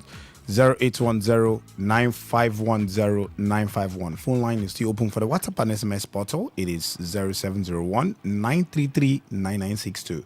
0701 933 9962. That's the number to send your thoughts. The WhatsApp and SMS portal. For the phone line, it's 0810 9510 951. We are asking, do you think Rivers Angels can actually win the Super Six hosted here in Rivers State? And do you think that Samuel Chukwueze's position on the right hand side is under threat with Johanna coming into the scene? Today 95.1 FM, Today Sports Live. Good evening, your name and your location. My name is Victor and I'm calling from Ada George. Victor from Ada George, go on with your contribution. The Nigeria Eagles go for the FIFA World Cup, the Women's FIFA World Cup. Nigeria, you're talking about the Super Falcons. If they've qualified for the World Cup. Yes. Okay, we'll get that across to you. Just keep listening. Okay. Is that all? Yes. Okay, thank you so much for dropping by. Hello, good evening. Yeah, good evening. Good evening. My name is Stella. Stella West, go on with your contribution. Yeah, you see, Eric Shell failed to take us to World Cup. He failed. Because our match with Congo is not, we are hoping for somebody to do us favor. That is a game we could have won to take us to the World Cup. But he failed. You see, Nigeria does not want you to play tiki-taka. What they want is results. Everybody is looking for results. Had he been in one part of formation to beat Congo, could have been in World Cup. I'm not saying he's a bad coach. He's a good coach, but I want him to adopt winning mentality. If you check most of the game he has played, he has gotten so many draws than winning. So I don't know. I'm not the people that gave him contract or they want to release contract, but what he needs to impact on our players is winning mentality. I tell you, Chukwueze still have a chance in that national squad. I watched him when he played in Villarreal, one of the European Cup they played. He said the coach told him what to do, and he got a goal, the winning goal. So Chukwueze is not a bad player. What he did is, this is what he do this, do that. It's trotty because sometimes he plays like a child. But he's a star. You understand? But sometimes he plays like a child. So when he draft him in, know whether he's going to come in second half, and when he comes in, tell him what to do. He gets the goal for you. The young ones that he said they are making waves in Europe. African football is different from European. The time they play the real match now, you see them fumbling. You see them not coming up. So that is the problem. It's not because they are shining in Europe, so they are going to display Chukwueze. No.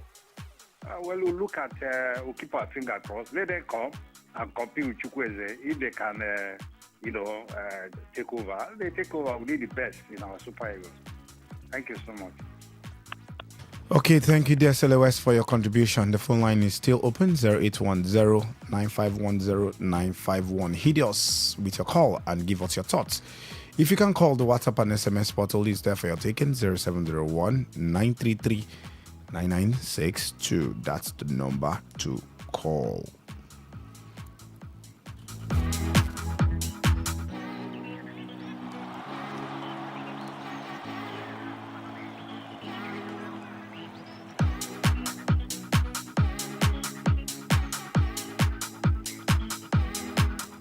Okay, let's get this thought from the WhatsApp and SMS portal. This one says, greetings. Rivers Angels will win the Super 6. I think our Super Eagles coach is doing a great job and deserves a better contract to continue. Senegal and Morocco are likely bets to go very far in the global competition. For me, I see a new winner for the World Cup, son of the devil, texting in there. You didn't put your location. Okay, ladies and gentlemen, it's time for us to go pay bills. When we come back, we continue with taking your thought.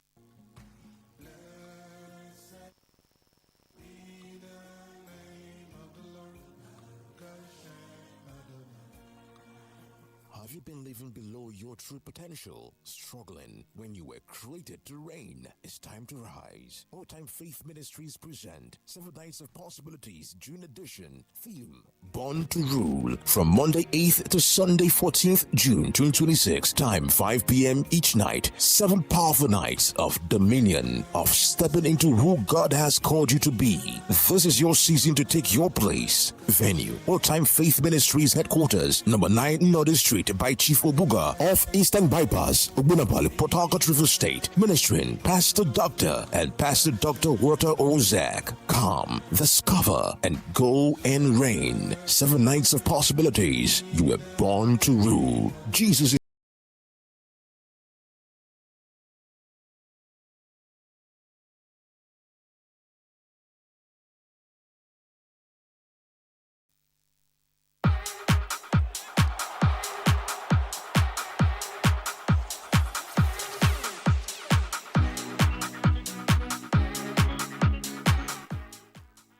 Okay, thanks for staying with us and sticking with us. We are back from that short commercial. Now, it's still today's Sports Live, the Marathon edition.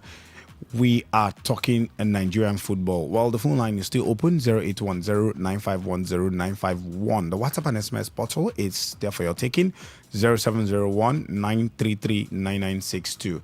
Now, we are asking, do you think that Rivers Angels could actually go all the way and win the Super 6? Remember their brothers, Rivers United. They lost the league again, 2 seasons in a row. The first to Remo Stars, this season to Rangers International of Enugu. Now, do you think Rivers Angels could actually go all the way and win the Super 6? Now, we asked with Zadok Johanna coming in and signing for Brighton.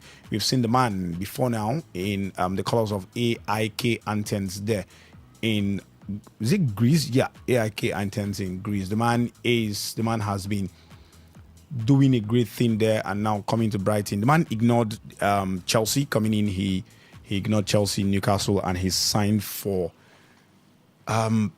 Brighton and Hove Albion there. And Aziz, Femi Aziz, he's a new man into the team, but he's not new with his performance. The man plays for Millwall. We saw him in the Unity Cup, 2 good goals against Zimbabwe. Do you think that Chukwueze's time in the right wing for the Super Eagles is under threat? And do you think these men can actually displace Chukwueze? Or this is a wake-up call for Chukwueze to come out and give us his best performances? We also asked, is Eric Chell supposed to be given a new contract? Does he deserve a new contract? The man did not take us to the World Cup. The game that we are supposed to win to go to the World Cup, he lost it on penalties. We went to the Nations Cup.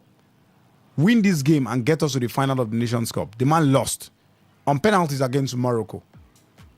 Yeah, people were giving excuses for him. Morocco did this, Morocco did that.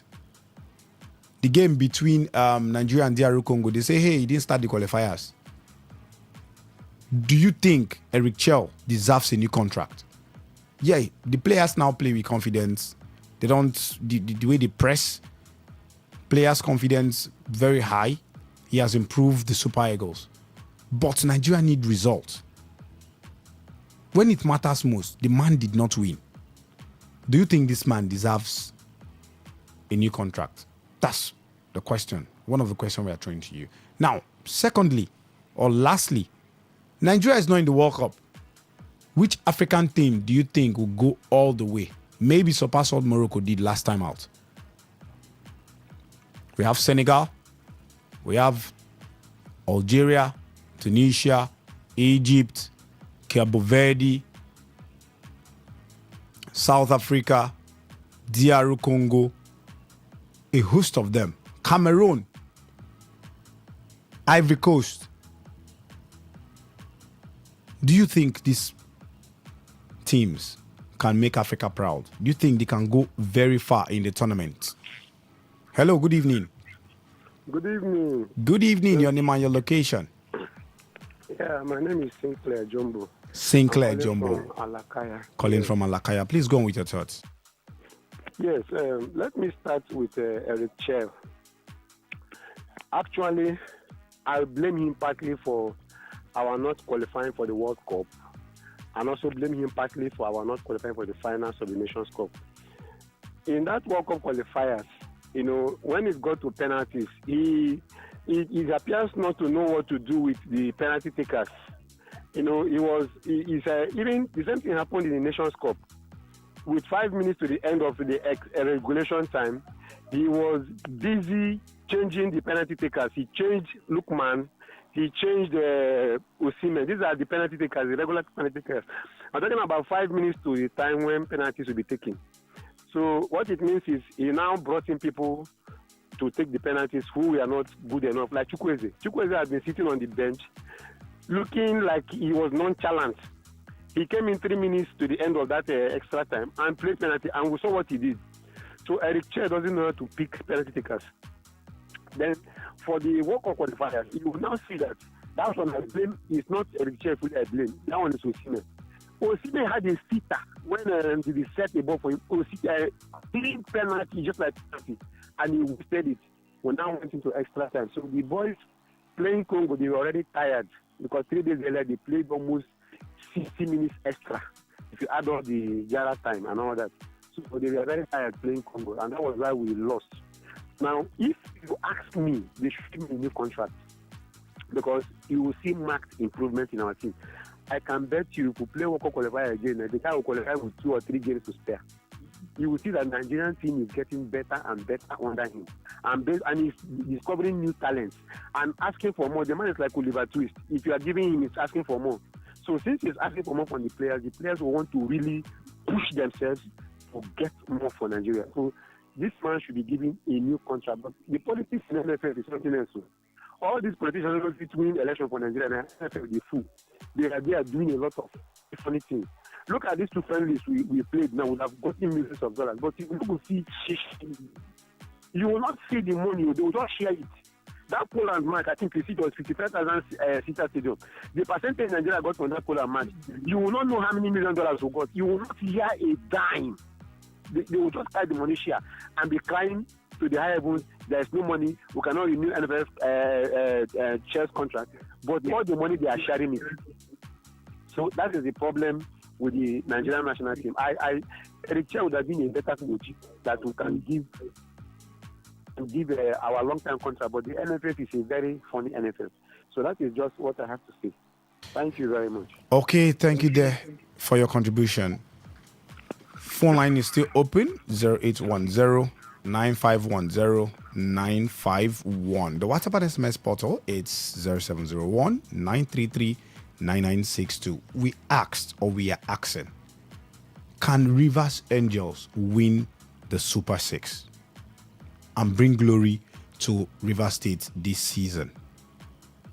Last season, runners-up for the men's side, Rivers United. This season, runners-up for the league title. Last season, they won. Rivers Angels won the Federations Cup, and they're still in the Federations Cup. Meanwhile, Rivers United have been knocked out of the President's Federation. Don't care. Take us to the World Cup and win the Nations Cup. Do you think the man deserves a new contract, Eric Chow? Is he the Messiah that will bring glory to Nigerian football if you give him a contract extension? Knowing what he's doing right now, the players are playing with lots of confidence, the team performance, morale of the players, what have you. And finally, Nigeria is not at the World Cup. Do you think, which African team do you think that will make Africa proud? That can go all the way and maybe better what Morocco did last time? Senegal is there, Ivory Coast is there, Cabo Verde is there, Egypt is there, Morocco is there, Algeria is there, Tunisia is there. Tell us which team will better the performance of Africa in the global stage. Hello, good evening. Hello, good evening. Good evening. Today's Sports Live, your name and your location. Come with your contribution. Fortunately, I'm just stepping in, but I have had a little of a discussion. Eric Chair, I think that man should be given a contract, extended contract. Reason is this. At least I don't know much about analyzing football, but in recent times, the Super Eagles have started playing like Super Eagles. We can score goals, we can defend, but then, unfortunately, we didn't go for World Cup. He has not been there for long, and he achieved this much. You should give him chance. That's on one hand. Then the Africa that I'm seeing, the African team that I think that will do well, I think Morocco. Senegal may not go that much, but I'm seeing Congo. They are in Congo. For what they did with the Super Eagles, I'm seeing them going far. That's my opinion. Thank you. Hey, thank you for your contribution there, Mazi from Urumu Olumini. Phone line is still open, 0810 9510 951. The WhatsApp and SMS portal is 0701 933 9962. If you're wondering why I'm laughing, someone sent in an SMS when I mistakenly said Cameroon qualified for the World Cup, and I said when I was calling the African countries, someone said you just made Samuel briefly happy when you said Cameroon are in the World Cup. Chukwueze is gradually losing his grip in the Super Eagles as he's lately poor and coming from the bench. Yes, his stand is highly threatened with these emerging stars. Personally, I don't like his game as he's most times too self-centered as opposed to playing with his teammates from the team. This is coming from Son of the Devil from Diob. Hello, good evening. Hello, good evening. Good evening to this Sports Live. Your name and your location. My name is Stephen Indo. I'm calling you from Port Harcourt. Okay, Stephen, go on with your contribution. The chair deserve a second time a contract because Eritrea have done so very well in Super Eagles by qualifying them to second in African football nation. And also in the World Cup, you know that penalty.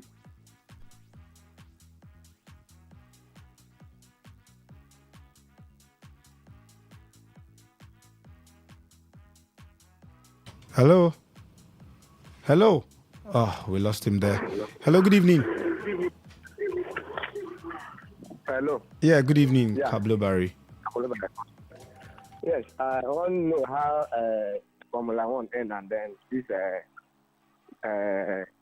Roland Garros, how it take end.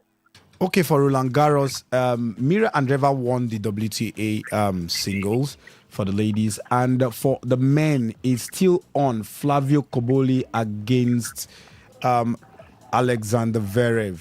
Osas, tell us more about it. For the WTA side of things, it was Mira Andreeva that defeated qualifier Maya Schwanlischka, winning that one in straight sets to become the champion of Roland Garros from the female side of things. For the men, Flavio Koboli is currently up against Alexander Zverev, 6-1. Alexander Zverev took the first set, 6-4. Koboli took the second set, 6-4. Zverev took the third set. It's in the fourth set right now, and it's 6-6. Koboli struggling to make sure that he evens this, and they go into the fifth set. For Formula One, Kimi Antonelli did win the Monaco Grand Prix. Lewis Hamilton finishing in second. Isaac Hadjar completed the podium finishes. It was supposed to be Charles Leclerc, but he did not finish. Okay, that is the updates concerning what you asked for, Kablo Barry, the US Open, and then the French Open, and then the Formula One Grand Prix for today. Hello, we've got a caller here. Hello, good evening. You are our last caller for today's show. Good evening, guys. Good evening. Your name and your location? This is Simon calling from Rumo Dumaya. Simon from Rumo Dumaya. Go on, the Arsenal fan. We are discussing about the Richelle and the Super Ego. That is the only thing I will discuss. I don't want to discuss about World Cup. Of course, I know. So, the truth today is that the people that are managing our football, they should quickly give this man like 5 to 6 years contract. See, my dear, I have been into football. When you see somebody that knows what he's doing, from the starting, the person might not be getting it 100% right. But when you see a progress, you know that the future of this person is very, very great. Let me tell you, if we should leave Richelle for Nigeria as a coach for maybe like 5 to 6 years, Nigeria football will rise to another level. Simon, please, you have to make it snappy. We've got a live appearance. Okay. Unless he come out tomorrow and start doing anything. Some people, yes, I blame him for game management during the qualifier. But all of us knew that time he just came as a new person. But in the Nations Cup, all of us saw improvement at the Nations Cup. Even some clean sheets. The second round quarterfinal, it was clean sheets. Against Morocco, all of us see how referee did not want the team to play. So that is just it. So I don't blame him. Against Egypt, it was penalty shootout to won. That same penalty shootout, people are saying that he didn't want to select it. You will want Egypt as the third place with penalty shootout. So sometimes coach might select the best penalty kickers, and that day might not be their day. They can shoot and miss. The Chukwueze might be one of the best penalty takers in the team, but at the main team now he lost. So it is not by selecting. That's why I have some people also blame Mikel Arteta why Gabriel will play. I'm just laughing. Yeah, that's same people that you people are mentioning now. If it wasn't that play, Simon, please try to round up, please. To play. So that is just since they don't have time. Thank you. Okay, thank you there for your contribution. Okay, lastly, let's go to this one. We have a SMS here. This one says Super Eagles are not in the World Cup, so I will support Morocco to make Africa proud in the World Cup stage. It will be from Chokocho. Okay, ladies and gentlemen, that's where we draw the curtains on today's show, today's Sports Live, the Marathon edition. Tomorrow, you have us again by 3 p.m. But first, Sports Attack from 6:30 a.m. Have a nice day and keep listening to Today 95.1 FM.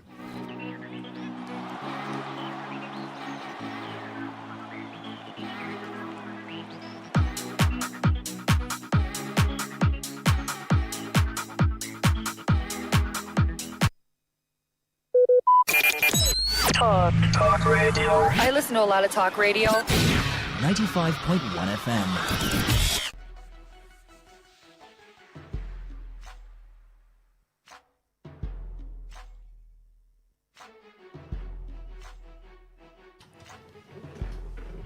All right, ladies and gentlemen, it's still your premium news talk and sports radio station today, 95.1 FM. We are the voice of the people. And today we have a guest who will be talking to us about wealth. We have Dr.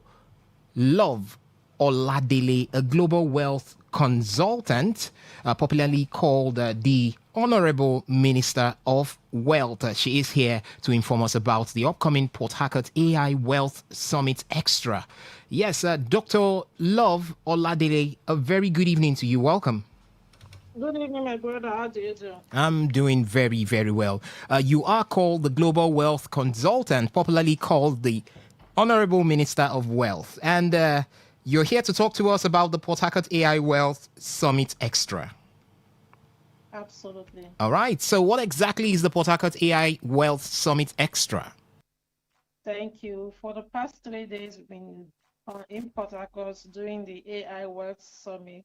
And it's been amazing. Over 400 persons were in the event we had yesterday. But on Tuesday, we'll be doing Port Harcourt AI Wealth Extra. Because just like you heard the name Extra, we are going to be putting in Ajasa and extra things in the event. All right. So the AI World Summit is basically a summit where we let people know what's happening, the change that is coming, and how they can prepare for the change. All right. And apart from that, we also let them know that, okay, the AI can be fully automated to serve them. AI can be your PA, it can be your SSA. AI does not have to be your enemy. Just like they said, the police is our friend, the AI is indeed your friend. All right. Because AI can help you make money, AI can help you build wealth. And that's what we have come to share with the people of Port Harcourt. All right. So, Dr. Love, what are some of the things that people are going to learn at the PHAI Wealth Summit Extra? Okay, so we are going to be showing people how they can use AI to market their business, how they can use it to be more visible. But much more will be zoning into the foreign exchange market. About 5 years ago, I started learning forex trading, and I trade forex actually very well. But the truth is that I started learning forex trading because I wanted to just augment the money I make both online and in my training. All right. But 2 years ago, I found an AI that can do the job for me. I was actually searching during this year that can there be an AI that will actually trade for me?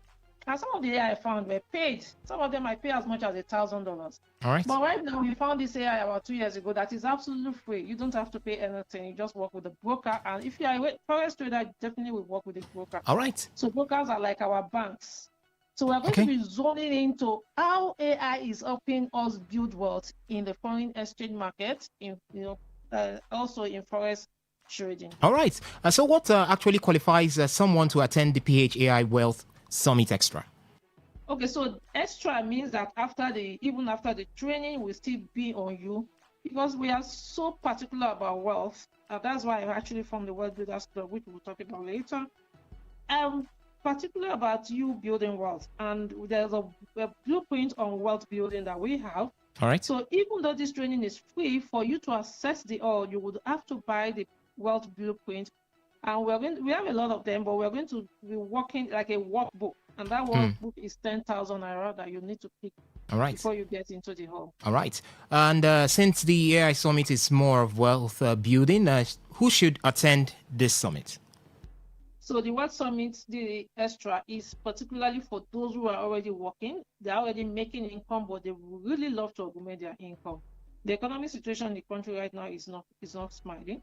So everyone needs to augment, but right now you are already making income. You're a business owner, you're making profits, you are a professional, or maybe you're a doctor, an OAP like you, or the journalist. All right. You're already making income, but you want to make more money. All right. Then this conference is for you. All right. So, Dr. Love, you've been speaking a lot. When and where would this summit be holding? And is it paid or is it a free event? Okay, so we will be holding it on Tuesday, the 9th of June, and at the boardroom of the Federal Secretariat. The Federal Secretariat is opposite the Presidential Hotel. And the time is 11 a.m. on that Tuesday. And like I said, it's actually a free event, but you would need our workshop material, which is a blueprint. We call it the World Blueprint. And the World Blueprint you get for 10,000 naira because we're actually going to be using it even right there in the hall. All right. So, okay, you wanted to ask something? Yeah, I also wanted to ask you how people can book to attend the summit. Okay, so if you want to attend the event, you will just send me this. What's the radio station now? Today This is FM. Today95.1 FM. Okay, so you will send me VIP today. I like to put the radio station. All right. You send it on WhatsApp. Send VIP today. So that shows that it's Today FM you're getting us from. Okay. And you send it to 080. You send it on WhatsApp, please. Send on WhatsApp. 080 34 54 4616. I'll take that again. 080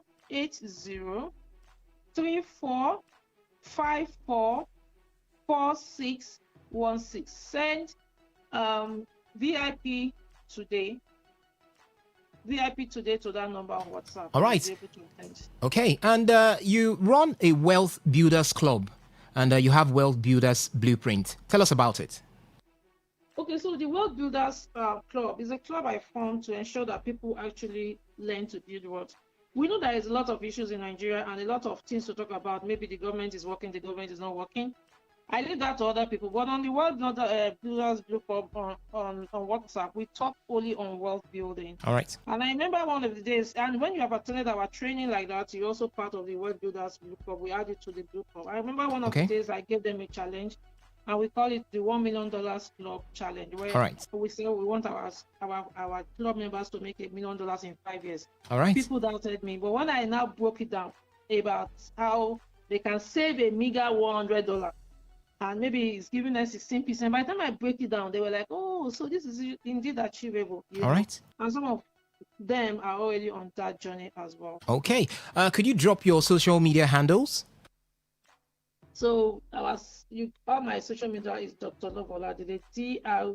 Love Oladele, Dr. Love Oladele. That's on X, on Facebook, YouTube, on Instagram. Yes, everywhere. Dr. Love Oladele. Only on YouTube is Dr. Love Oladele TV. That's Dr. Love Oladele TV. All right. And my children channel is Today's Leaders TV. So I also teach children financial literacy. And that's Today's Leaders TV. All right. Okay, your last words and phone number again. Okay, so if you want to be part of this event, I've said that it's holding on Tuesday, 9th of June at the boardroom of Federal Secretariat by 11 a.m.